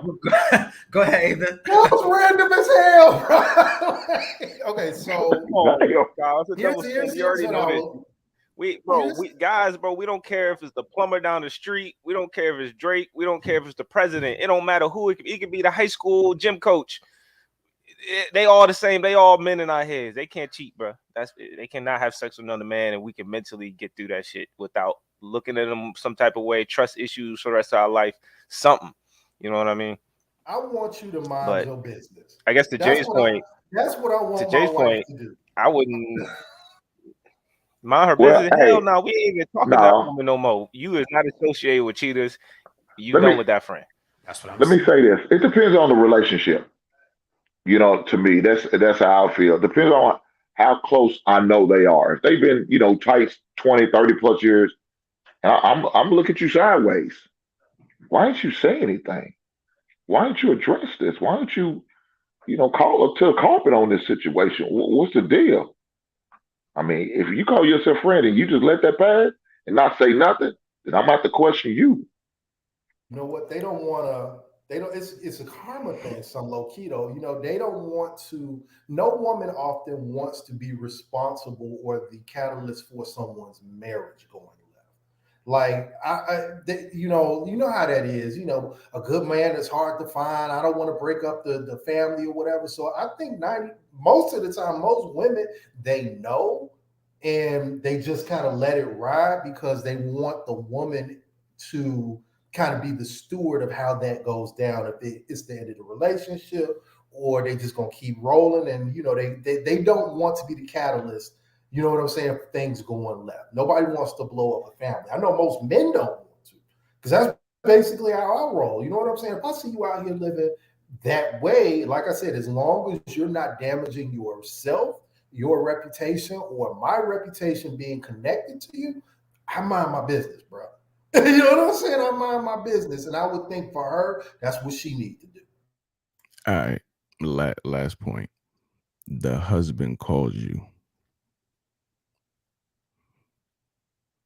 He calls me as a man, or calls your wife. No. You're cool with him through that, through your wife and his wife being friends. He calls you because he's suspecting it. Damn. What do? It's a real situation. I'm telling him. Look, I'm not telling him like you're cheating. That. I'm telling him that my wife been in conversation. I'm snitching. I'm just playing. I don't know. I don't know, bro. I don't know if I snitch or not, man. That's a hard conversation to have. I say, hey, man, you need to talk to. I'm telling him. You need to talk. I say you need to talk to your wife, man. Yep. That's me. My words. You need to talk to your wife. Man, what do you think? Man, you need to talk to your, and that's all my answer gonna be. Every answer gonna be, you need to talk to your wife. 9 times out of 10, they know already, dog. They just calling you for confirmation. That's it. And that's where you be like, look, wait, man, I'm gonna give my you need to talk to your wife. I'm gonna give my honest advice if this would ever happen, bro. If I knew, I wouldn't come out right and be like, your wife's cheating. I would tell him, I would try to prepare him mentally for all the options and to give him the information he can, to do with them options. I'll let him know. I'll be like, hey, brother, if you are suspecting something, maybe you should talk to a lawyer and express all your options there. God damn, and if you can find out, go through the mental process of how you will react to it when you do find out. I'm not gonna lie to you, my wife. You drive snitching. He gonna find out anyways, man. I would want to know. I don't give a fuck. Let me speak my truth, man. I don't know nothing, but you want to hit up your lawyer real quick. Go ahead, baby. Go ahead, baby. My fault. I'm sorry. Come on, man. I want to know, bro. If he's suspecting and he came to me and he know that I probably got some information, and I'm supposed to be cool with him to that extent, I'm gonna be like, bro, you might want to express all your options and have a conversation with your wife, because I don't know all the story, but I know my wife been telling me that your girl is not, the queen goddess that you might believe she is. So do a little digging, nigga. Man, so y'all not with the bro code? Y'all not believers in the bro code? You supposed to tell them straight up. I mean, maybe not say, yeah, she cheating and she was with him the other day. Maybe not say that, but you'd be like, yeah, I thought y'all broke up. That's how I would say it. Yeah, I thought y'all went together. So, yeah, you go get up. I thought y'all broke up. Oh, hey, man. God, that's my thing is this. Damn, Sway. Damn, Cal. Hey, look, like I said, I'm gonna say, hey, just have a conversation with your wife, man. That's not for me to tell you that, man. She needs to tell you that. Have a conversation with your wife. That's the honest thing I could do. Sway, you might as well just go on and tell him. I mean, you did everything but tell him. Yeah, you leading them to the water. I mean, God, I am going to tell him. No, you just pushed his face in the water. I never said I wasn't going to tell him. Man, you I dry. said I'm going to tell him, but I'm going to help him mentally where he don't spaz the fuck out and like start punching holes in walls. That's worse what you telling him. Yeah. Just I'm rip the Band-Aid off, Sway. Your options right. Rip the Band-Aid off, Sway. You want him to slowly take it off. And you just you put needles in his back. Listen to this, man. If he one of those dudes and he with his wife and he get mad with just his wife, I can't protect her. So I'd rather him spaz out in front of me and then he go have a calm conversation after he know. Cause I can protect myself. He not gonna. My friends, like none of them. Yes. I don't believe none of my friends can actually like fuck me up in a fight. I don't really think most men, unless you that type of nigga, I can dodge a punch. It ain't that hard. But this ain't your friend. I would rather him. Well, okay, all right, whatever. I would rather this man. Okay, listen. Yes, it's my wife's, her friend's husband. I would rather him spaz out and then go no. And then go be calm because you'll be more rational once you've had that first emotional burst, and then you might not punch your wife in the face when she tell you. Let me say this. I'm just thinking, man. Give him a couple days. I might tell him and then go tell him just leave, bro. Go take a trip for 2 weeks and don't even tell your wife. Damn, boy. Hey, let me say this. First of all, if I see this going on, I lost all respect for her anyway, so I don't give a shit what the results come out. I don't. I don't give a shit because I don't lost respect for her. And I'm going to look, like I said, I'm going to look myself naked the other sideways if you didn't say that to her and address her and hold her accountable already. I don't care about what the results is. I'm saying, man, you need to talk to your wife. Why you say that, Hank? You just need to talk to her and let her tell you what's going on. You talk to her. That's not my problem. So if he decides to get physical, man, hey, she brought it on yourself. You don't do bullshit like that. You got to, with every action, there's a consequence. So that's a consequence to your actions. Deal with it. So the way I assess the situation is, if he's calling, he's already suspecting it. So I'm just being like, oh, word, damn, that's going down. Because what he's asking the person is, have you heard anything from your wife regarding my chick cheating? Like, nah, I haven't heard anything, blah, blah, blah. But, if you think that's going on, keep an eye out, dog. If I hear anything, I'll let you know, which I'm not going to let them know. Not my close friend. If it was my close friend, yes, I would disclose that, bruh. This was going on. This is what I'm seeing. But somebody that I'm just like a friend-in-law, yeah, like, nah, I'm not about to be the catalyst of, you know what I mean?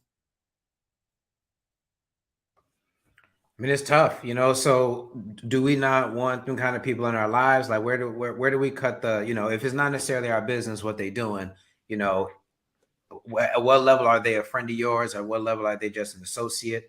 You know what I'm saying? Do we use these things about their personality to judge them as a person in general?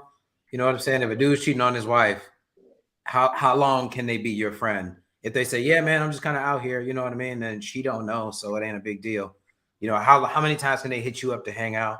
How many times can they hit you up? Hey, man, can you go drop me off over there? That kind of thing. You know what I'm saying? How much are you willing to participate in their lives after y'all didn't acknowledge that that's what he's on? We not helping them cheat. Hey, when I was in my 20s, I did that. I was that guy. I did those type things. Man, once I get in my 30s, I can't keep doing this bullshit. And I'm not going to participate. I'm not going to assist. I'm not going to be the cover man. I can't do this. Right, run interference and all that kind of stuff. You see her I coming can't. and you take her this way. You got to grow up, man. And you can't keep doing that bullshit. Involve yourself. And then now, she calling, asking where he at. You seen him? Is he over? He said he was up. No, hell no. Then I got to ask question, why you getting a call at 1 in the morning about her? What's she calling you about? No, hell no. I ain't got time for this bullshit. Yeah, like I said, I've been down that road. I know what it is. I know all the tricks of the trade. And I ain't doing that shit no more. So, sometimes you don't even have to say like too much to anybody. They just can pay attention to how you're moving. I do have some people, and I don't have hey, look, dude, stay away from me. It's just that it's one or two things. Either I'm too busy, or I'm doing things, and you're looking at it because I may post about it, right? I'm doing things that's a little bit more than what I normally would do. You can see the growth. You can see how I'm moving. You can see me out the country. You can see me creating more experiences. You can just see me just living life. So it's either you're going to catch up or you're going to try to, fit into my circle at that point. So sometimes you ain't got to say nothing. It's just how you move. You just move how you move, focus on you. And if you're too busy doing what you're doing, you're going to be paying attention to what they're doing. They're going to be looking to see what you're doing. Like, bro, I see you. I see what you're doing, man. I see you doing good, bro. It's like, yeah, you play it down a little bit, but you just growing, man. You living life. You understand what life is all about. You understand what you want to leave when you leave this earth, like the legacy you want to leave behind. Like you want your name to stand for something, as Rilla say. So sometimes you ain't gotta say nothing. For the Man, most that's part, crazy. They say every man should plant a tree, write a book, and have a son because they all live after you. That's your legacy. there you go. That's what I was getting at about I don't want mess around me.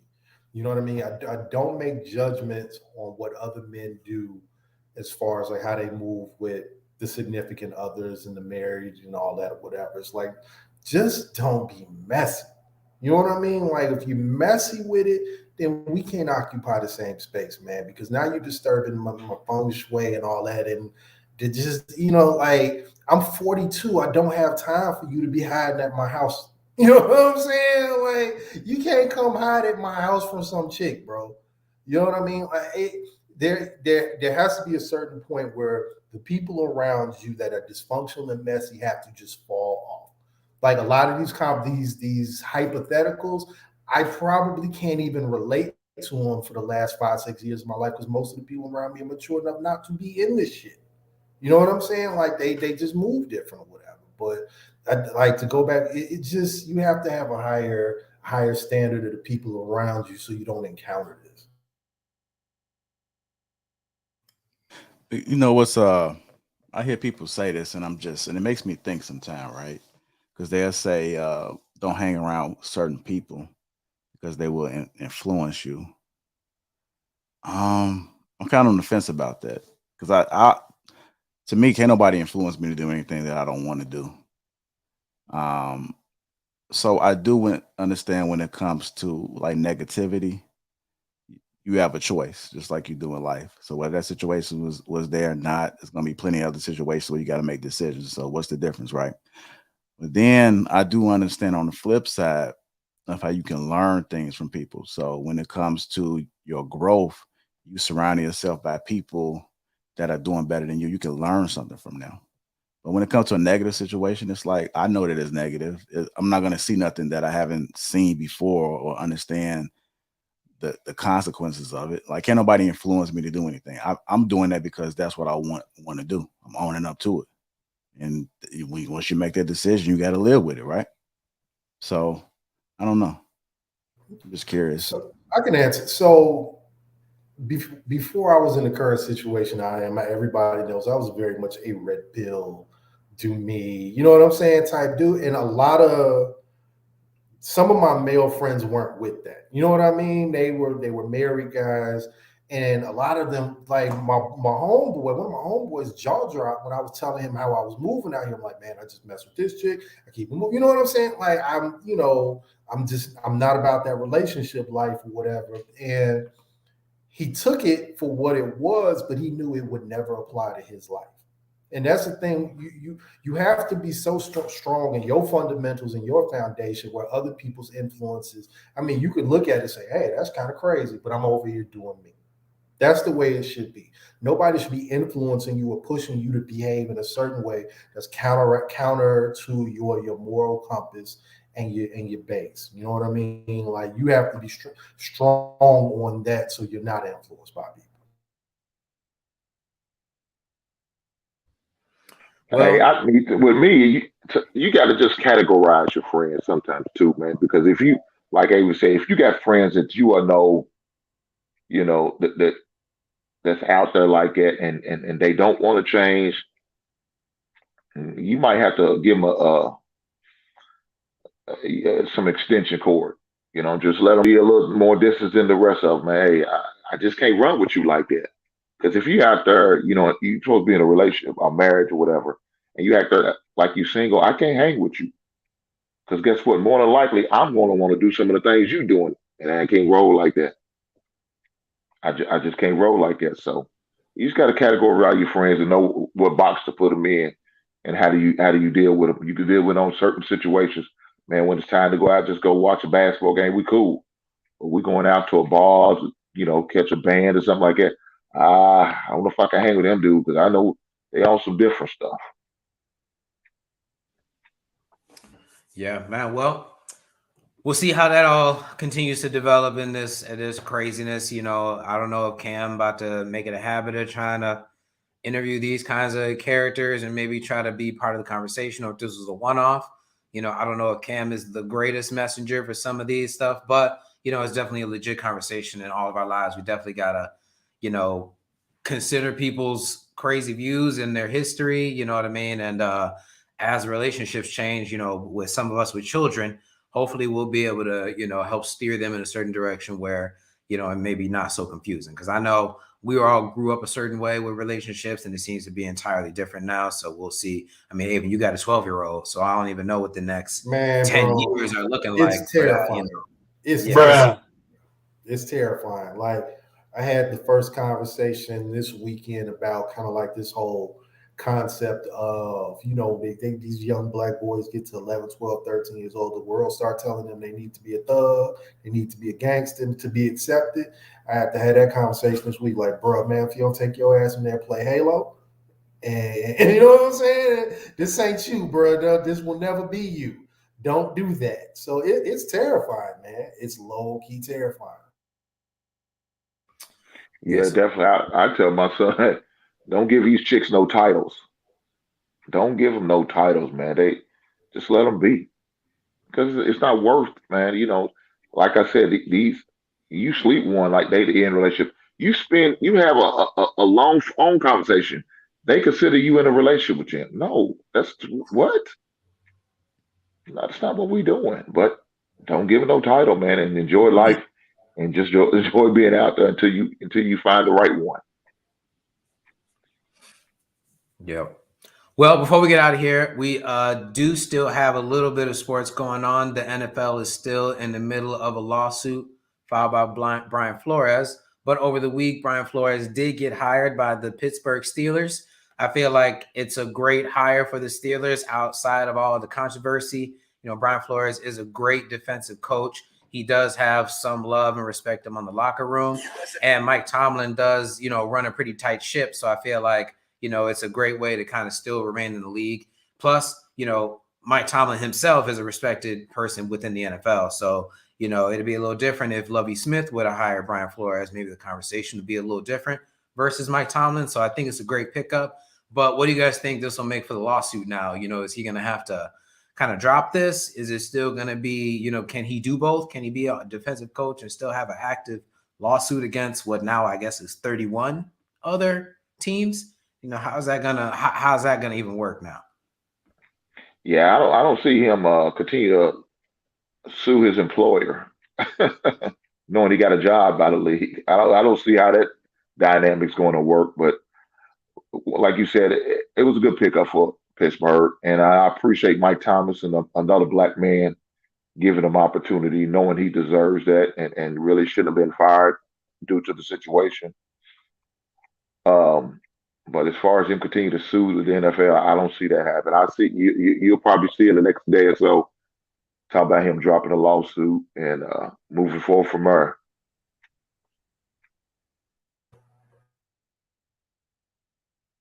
I think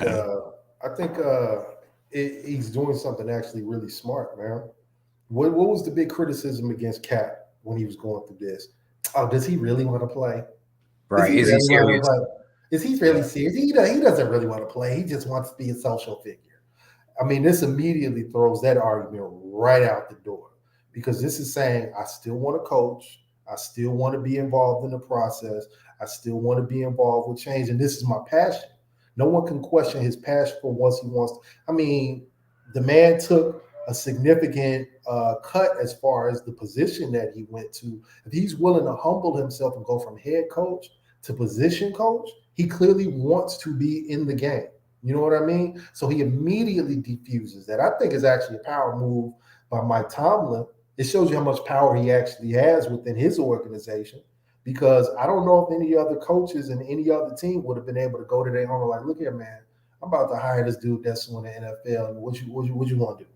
You know what I mean? But then again, these are the Roonies. They invented the rule in the first place. So this is an environment where that's able to happen. But even then, it's still powerful, because this is a man working for the NFL who hired a guy who's suing his employer. It tells you how much power Mike Tomlin has, man. Well, it had to be an established coach to do it. Some 2 or 3 year coach couldn't sit there and say, "Hey, I want to bring this guy in," even though he's suing our league. It had to be an established coach to make that type of move. And how many coaches out there that's really established besides what Bill Belichick, maybe Andy Reid, Mike Tomlin? I mean, who else was you going to give him opportunity that's established? Pete Carroll, he might be gone by next year. Right, for teams that need, coordinators. That guy on the Ravens. Like that. Yeah. What's that guy? Harbaugh. John Harbaugh. Yeah. It's John Harbaugh. Yeah. Jim is his brother. He's still a Michigan. That might be about it. Bruce Arians. I mean, he seems to have. I mean, it seems like every time guys leave there, they were like, you know what? I low-key didn't like Bruce Arians, so I don't really know. I mean, I guess he has a lot of power, but I don't know how much. This dude had beef with Tom Brady, apparently. I mean, beef with Tom Brady. Like, I don't know about that guy. But he's got Byron Leftwich and Todd Bowles still. Did either one of them get picked up anywhere? They just run. No, they didn't get hired. So, I mean, he's already kind of doing his thing. So I don't really know how many other coaches have that. It seems like a kind of a change on the guard. All these new coaches that's coming from these random teams is, first time head coaches. I think that they all got their own guys. So I don't even know how this will all play out unless it's a bunch of old players that are all in the ranks of coaching that are going to try to get their opportunities. But with all these new names and, the guy that the Bears got, I hadn't really heard of him. I mean, I'm sure they knew him in Green Bay, but they got Aaron Rodgers up there. So it's kind of easy to overlook him. But, I would have thought that they were looking for, Brian Mienemy, like they've been the last 3-4 years. But it seems like he really can't get an opportunity. So I don't know what this lawsuit is going to do. It is definitely a power move for Mike Tomlin, but it's like, had it not been for Mike Tomlin, Brian Flores might have been on the outside looking in next season. So it's another one of those situations where it's hard to really know if it's making a difference. I feel like Lovie Smith is a stopgap to the next coach at the Texans. You know what I mean? So how real is that move? That might just be something to appease the media and kind of keep the Texans out the news versus everyone else. And so I think it's going to be kind of tough. I don't know what this lawsuit is going to bring. I don't know what him being the linebackers coach is really going to change for next year. So, I feel like once we get there, it's just going to be more of the same. So I don't really think this is doing anybody any favors. I think I think they're gonna settle early, man. I think they know a long, protracted lawsuit and court process is just going to get ugly. No one's gonna benefit from it on either side. And I think the smartest thing the NFL could do is to just look, we're gonna settle early because we acknowledge we have a problem. My man he's still in the league, he got his job, and we're going to so in sales, right? In sales, one of the big first things they teach you when trying to get a sale with somebody is to not talk across from them, is to sit next to them. And I think that's what the NFL is going to do. They're going to put their arm around Flores, sit next to him, and like, look, man, you got a legit beef and we got a legit problem here. Let's work on this together.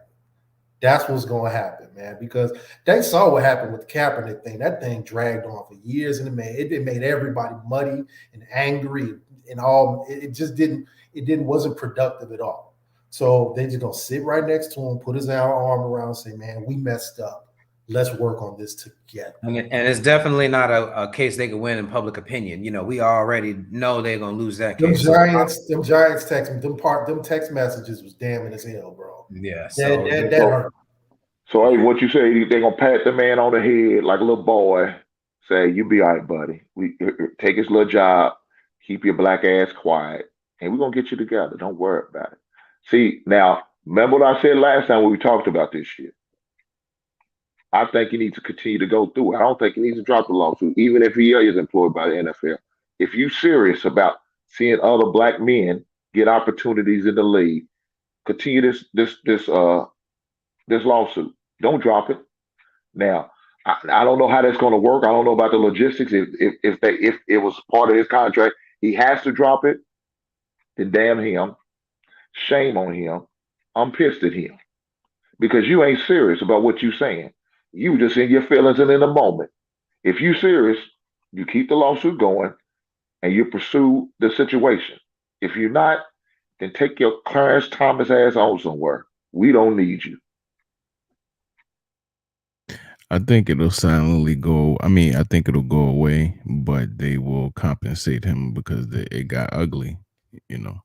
So I think he'll be compensated in one way or another, but it's gonna go away. Right. It's gonna be out the news That's a cycle. problem. Well, that's a problem, BJ. Hank, hear me out, bro. I think he's actually doing by so say if they came to him and was like the NFL lawyers came to him and was like, look, we know we messed up, but we have to protect the brand. Is that not a middle ground that you can meet them at? You know what I mean? Where you say, okay, we're acknowledging we have a problem. And this lawsuit that you're filing against us is very serious and we take it serious, but we can't, the NFL probably would sell it to them as, we can't fix your problem inside of a courtroom, but we can fix your problem if we sit down, craft an agreement. You know what I'm saying? Hey, we're going to empower you. You and the other black coaches you sit down at the table with us and say, how can we make this easier? Because that would be my advice to the NFL if I was their lawyer. Because if you drag it out and fight it out, it turns out like Kaepernick. It's a you know what I'm saying? You're gonna have to settle and you sully the shield a little bit more. But if you genuinely think there's a problem and you think they're, you know what I'm saying, being rational actors, they genuinely believe they want to, fix the problem, then it's probably best for him to do that or whatever. Because you drag them into court for the next 3-4 years and it's nothing but negative press, they just gonna dig their heels in, man. And how is that fixing the problem? Hey, let it burn. Let it burn. Hollywood burn. Hollywood burn. Y'all remember what Chuck D said? Y'all remember what Chuck said? No, let that shit burn. Let it just set on fire, man. Redo the soil and build this thing back up. That's the only way it's gonna happen, man. Stand That's up. the only way it's gonna happen, man. Hey, here's what I'm asking.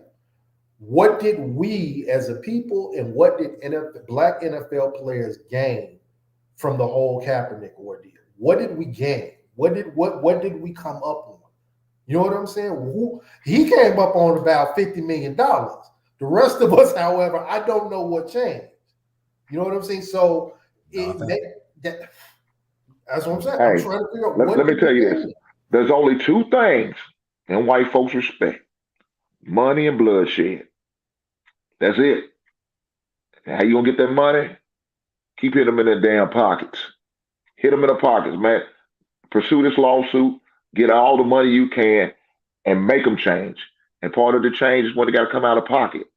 Hey, if it don't change, we're gonna keep coming with more lawsuits. If that's what we got to do to get this thing going, let's do it. They give them the $50 million bag like they gave him Kaepernick or whatever. Get your money.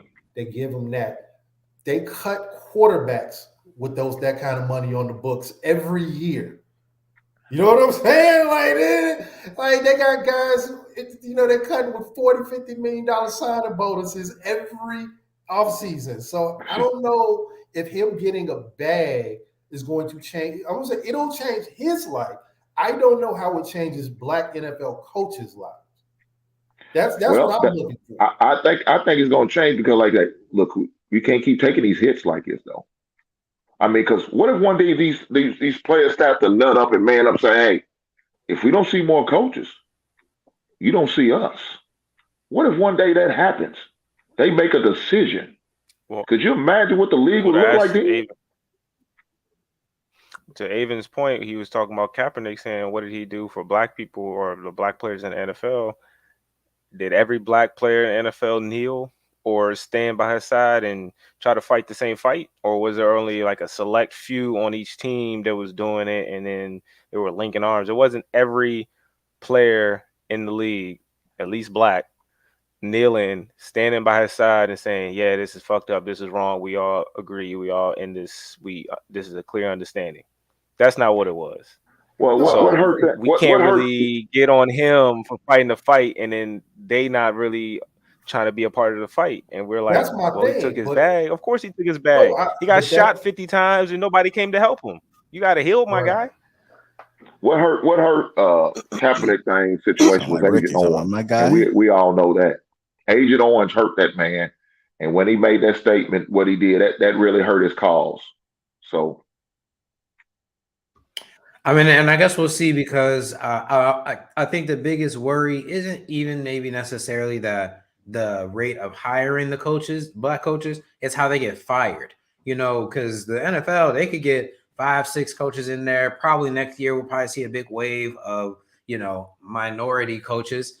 But the year after that, we'll probably see 3 or 4 of them coaches get fired. So, it's one of those things where even the changes that they've made, it's going to be hard to change the ideas of some of these owners. The NFL is such a unique situation where, the commissioner kind of works for the owners and the owners are all kind of able to do their own thing. So they can maybe go along with the hire, but as soon as there's some problems, he's up out of there. So I think that there's still a pretty good wall to climb on that front, changing the hearts and minds of the people who are really making that decision. Because to them, they could be making just a little affirmative action hire that they got to do. We'll just grit our teeth and hire Byron Leftwich, and then if he doesn't do well, we bring in Josh McCown in here immediately.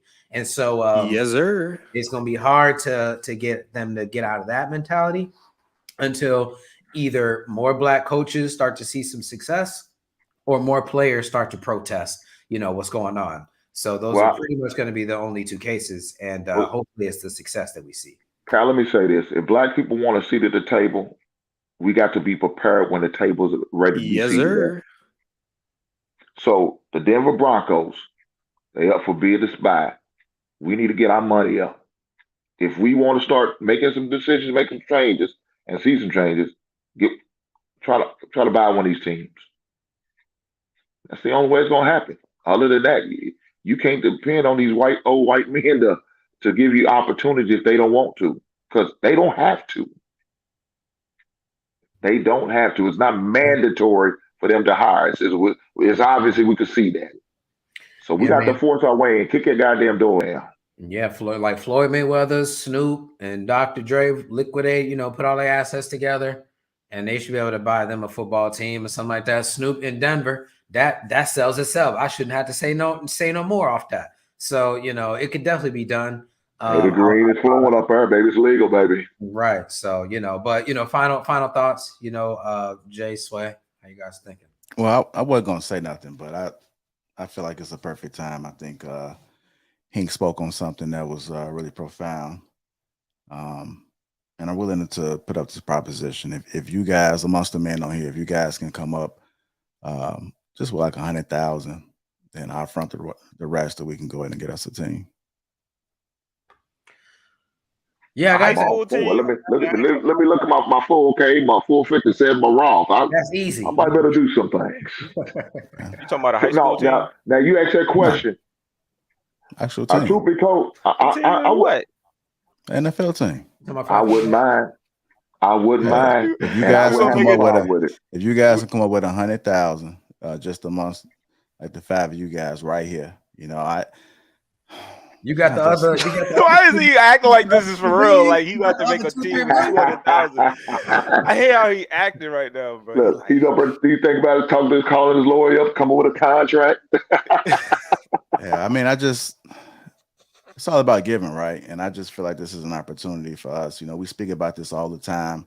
This is what we need. This is what it's all about, brothers. Hey, can we crowdfund? Can we crowdfund ownership? I mean, how do we make that happen? If you guys just come up with 100,000, that's all I need. Just send it to you, bro. This sounds like no, it's not sending. You know, we can talk behind the scenes, man. We can talk behind the scenes. They are scamming us. Yeah, my fault. Go ahead, you guys. Go ahead. But yeah, just Jay Sway, you know what? Just y'all final thoughts on the NFL. Do you think it's gonna work? You know, do you think it's all just a one long publicity stunt? I feel like black coaches always get the teams that are horrible, and then they're a stopgap, and then they get the next guy, and then they hope that guy is the guy that takes them to the promised land. You know, we see it with the Chargers. I feel like we're about to see it with the Texans. You know, so what are y'all thoughts on that? I mean, I just feel like the NFL has put him in a position where he's in a lose-lose. I mean, yes, he does have a job, so he's doing something that he wants to do. You know, I don't think he wants to be out of work and just riding to the sunset. He loves football, so internally is good. But as far as, you know, public opinion, you know, it's going to look like he sold out. So he's in a lose-lose situation.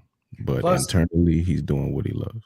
Plus, does it bring in a lawsuit as a black man? You know, you brought a lawsuit against what pretty much is about 30 white people. You know, that doesn't necessarily bode well for the people coming after you, too. So, you know, that's kind of a risk even on that front. I mean, let's say he would have win and he does settle. He get a strong $18 million check for the maybe 2 years he might have missed as a head coach. You figure that's about $8-9 million a year. So, you know, they give him $18 million as a settlement, and then we're not going to talk about it no more type situation.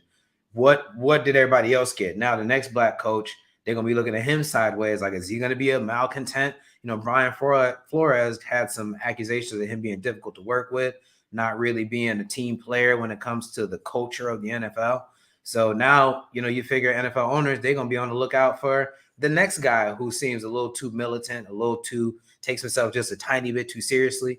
So, you know, I mean, what's really going to be the results of some of this?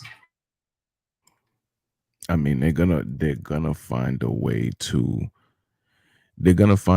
never be put in that position again. You know, it's really not gonna help anybody moving forward. You know, unless he See, I don't see him playing it out. I honestly don't see him playing it out. I see him silently settling, and then they get rid of him and phase him out at the first chance they get. You know, they kind of got him cornered right now. However long this contract is for, or, you know, they can get rid of you anytime they want. But I think they will silently make it go away once things are quiet and there's no more chatter about it.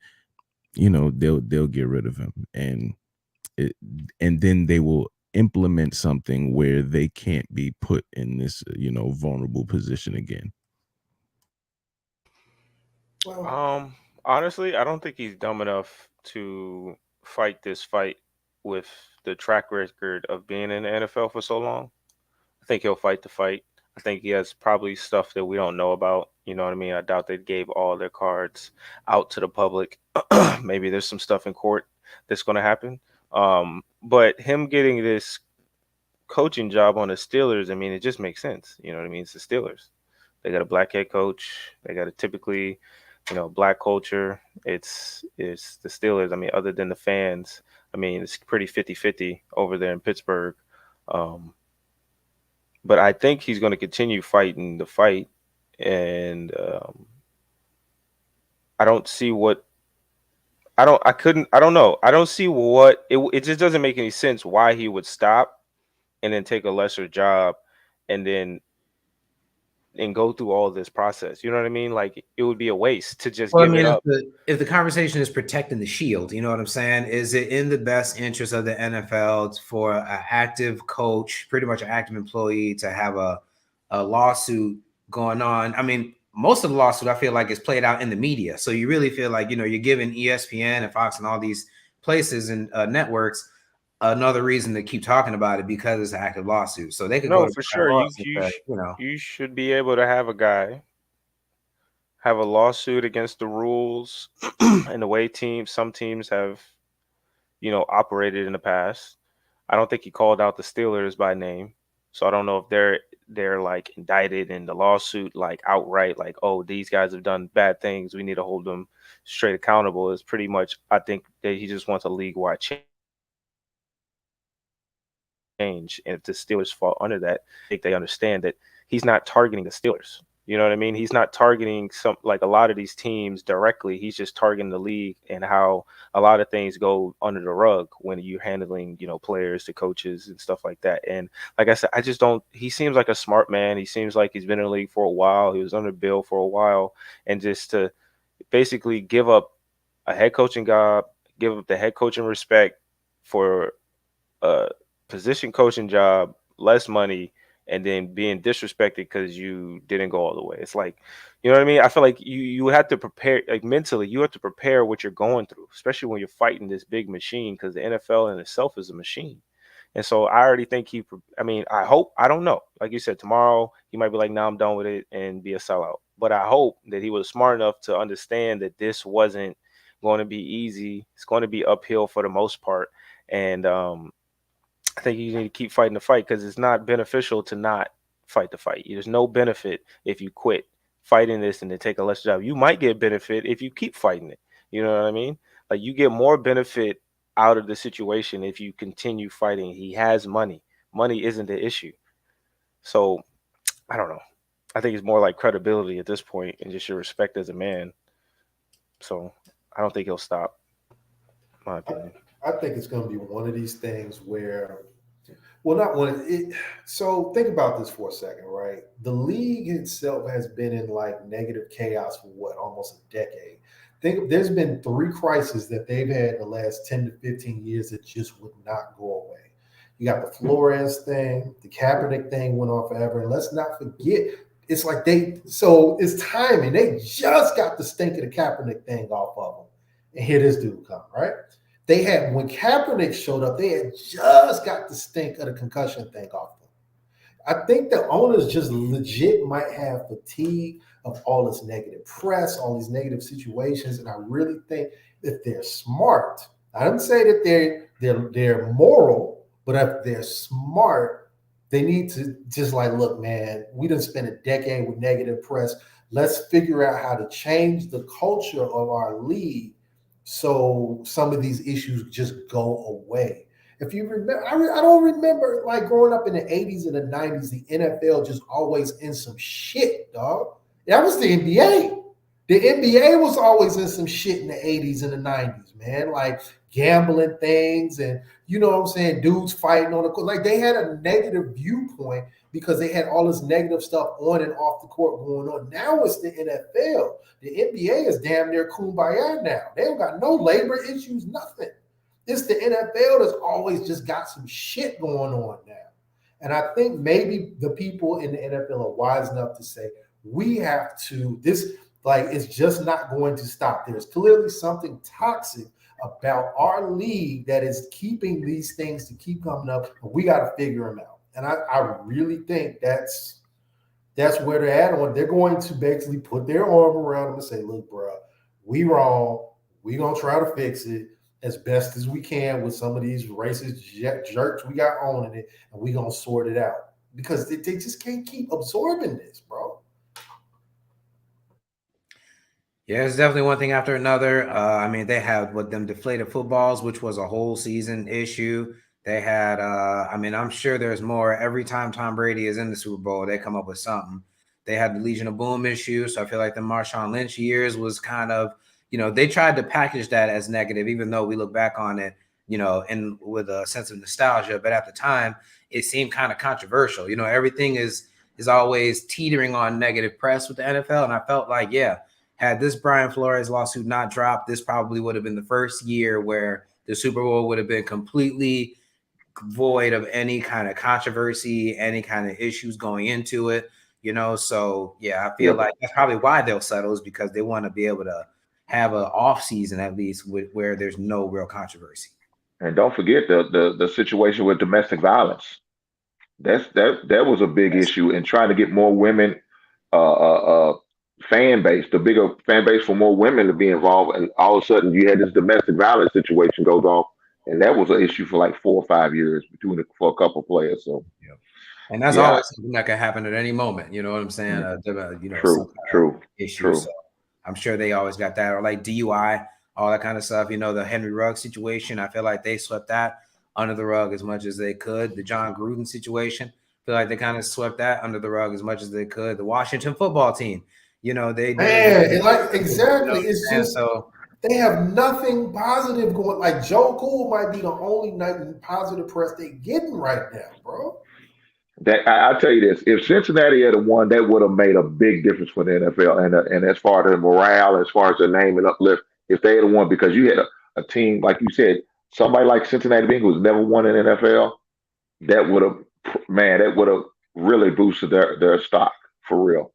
Yeah, but Joe Burrow would have been on the damn Tonight Show or something like that by now. He'd have been all over. He'd been on everybody's talk show, Ellen, Tonight Show, whoever. Everybody would have had him. But as far as this situation with Flores, man, to me, you have to keep pushing this thing forward. And like you said, they got a lot of stink on the NFL right now. I'm piling on. The hell with them. I'm pouring on this bad boy. You're going to get all this stink because right now, if you really want this to happen, you need to keep pushing forward. It's no need of you dropping it, letting it go, sweeping it under the rug, letting it pass. No, that's not helping in a situation. Because guess what? Eventually, you're going to want to be a head coach again. You're not going to want to keep on being an assistant. You're not. So when that opportunity comes, you want to be one of the first names to be mentioned. What's going to happen? Are they going to give you the job, or are they going to come up with reasons and excuses not to? I had an idea about this Rudy rule. Instead of there being a requirement for a certain amount of minority interviews, get rid of that. I think it should just be a requirement on opportunity, that if you have an available job position, anyone who meets a certain requirement to be a head coach, say you have to be, 10 years in the NFL, or 10 years, something, whatever. Do you have set rules for this interview process? Like anyone who meets these requirements can go interview. Everyone, anyone qualified can interview. No matter how many applicants it is, if you meet the requirements, you can interview. If you have a certain amount of experience, it's not the requirements isn't based on color. Obviously, it's going to be other things that actually mean shit. Where you have a resume that can back up the requirements they want at the bare minimum. You know what I mean? And they can negotiate that. I think that would be more so. I want you to negotiate requirements of being a head coach for the NFL than you interviewing a certain amount of minority coaches. I think that's stupid. That doesn't help anybody. Just give everyone who meets a certain requirement a shot. That's how they do college. That's how they do business. That's how they basically do anything. You meet these requirements and above, you can come interview. This is just the bare minimum. This is the bare minimum, and everyone above this can come interview if there's a job opening available. And then they have to change the rules. Probably they won't be doing 3-hour interviews. You know what I mean? It won't be this long process where you guys are going to dinner all the time. You know what I mean? Like you'll probably be an hour interview, and you probably have more candidates, and then you have to go through that. I think that's a better process than having you sending out offers to a select few, and then you're like sending offers to a certain amount of minority coaches, knowing that you're not going to pick those. And you just really wanted your guys, and you're going to send the real candidates out you want, instead of just allowing anybody to interview. I don't know. It's a weird, tricky process, but I don't think it sounds better than what we have. It sounds better than what we have, man. I don't think that rule works. It doesn't work. It doesn't really help. Yeah, it just turned into a box you check. You know what I'm saying? I would definitely be for a more standardized process to interview more people instead of less people. I've never understood. I mean, I guess I understand, like, you want to spend the day with somebody and really get their thinking and how they're going to be, because a lot of times we may overlook that the coach and, you know, a GM or whatever, they're meeting people and, you know, they're doing so many things that are not football related. So you figure, you know, the owner and the president of football operations and all these people, they probably want to hire a guy for a lot of reasons that are outside of football. They may say to the media, we want a football guy, but internally they want a guy that they'll be able to go to these dinners with, these benefits with, all this kind of stuff, golf course. So relationship business. It's got a lot of business like this. A relationship business. Like, I know right now, if I needed to hire an operations manager in my business right now, I know the 5 people who I would reach out to. I don't got to go get on no damn Indeed. I know the 3 people or 4 people. I was like, okay, he can handle this. And that's unfortunately, the problem is that the owners and then to some extent the general managers, the people that they know in their mind look like them.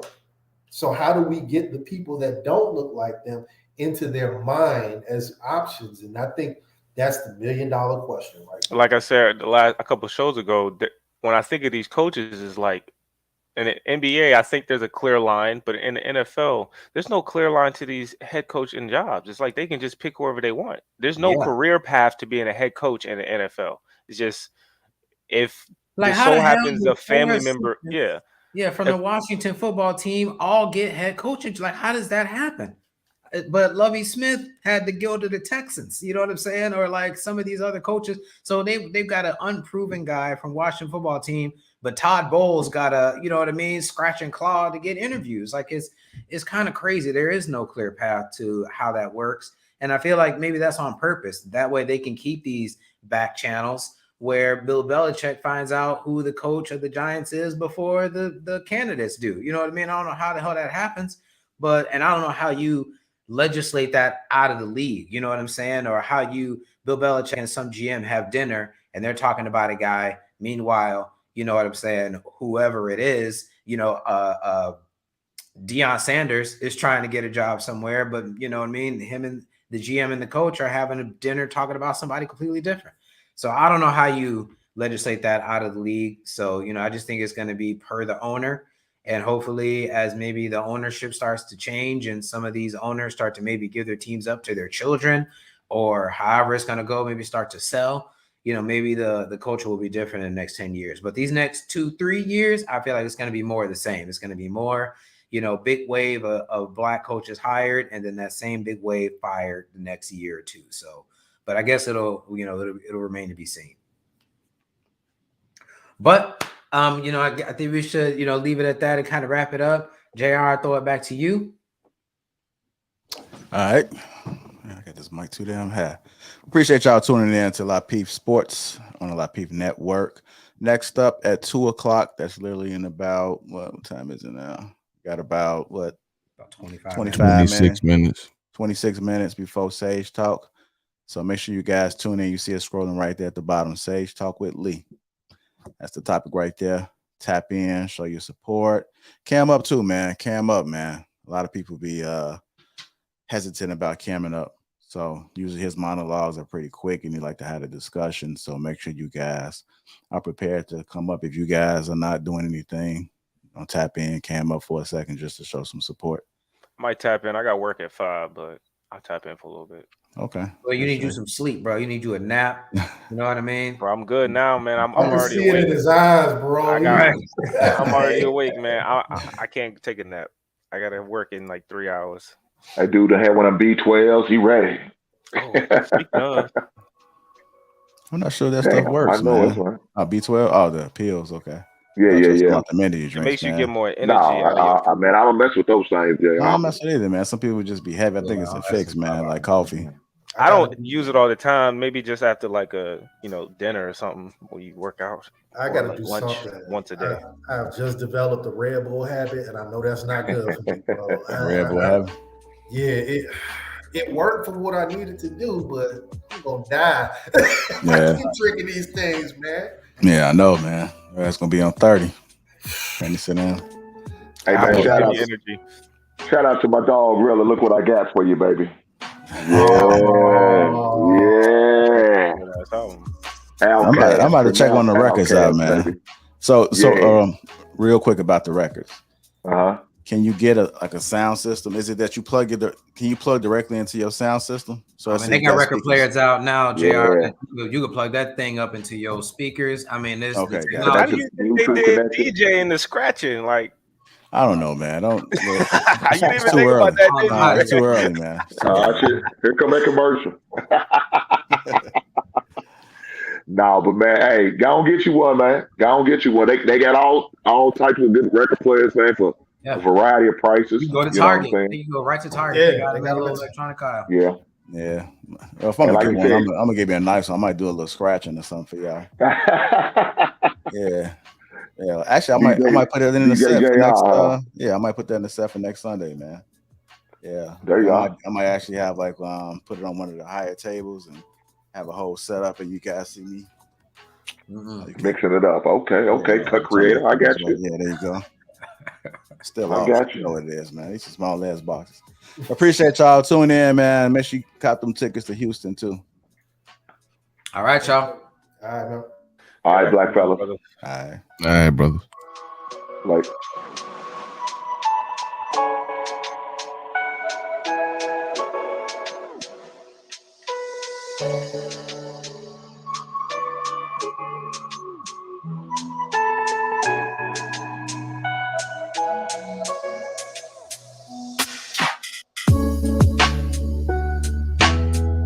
Make sure you guys tap in shortly. In about 20 minutes, we'll be doing Sage Talk with Lee.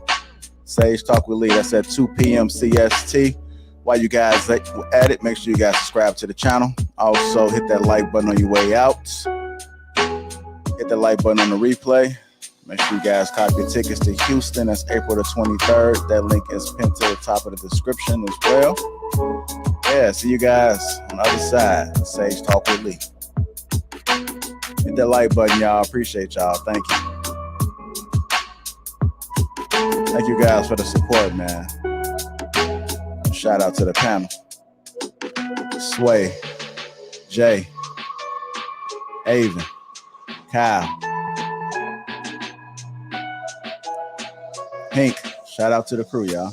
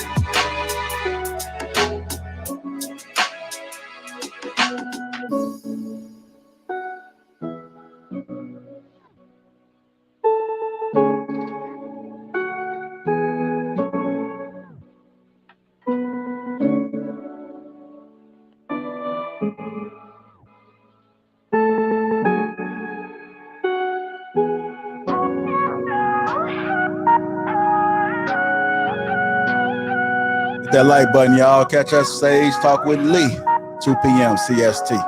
Let's switch over, y'all. Let's go.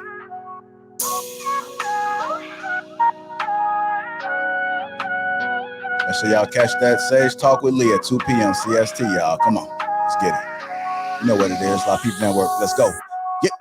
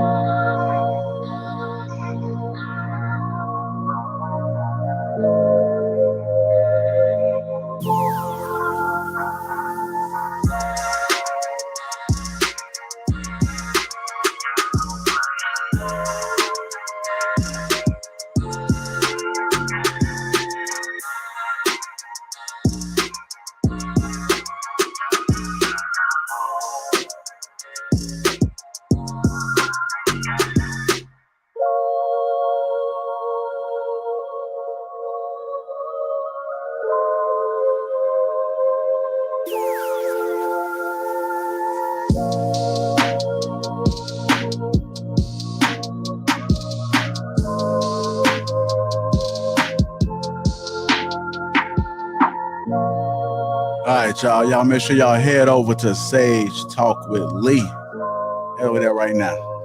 Appreciate y'all.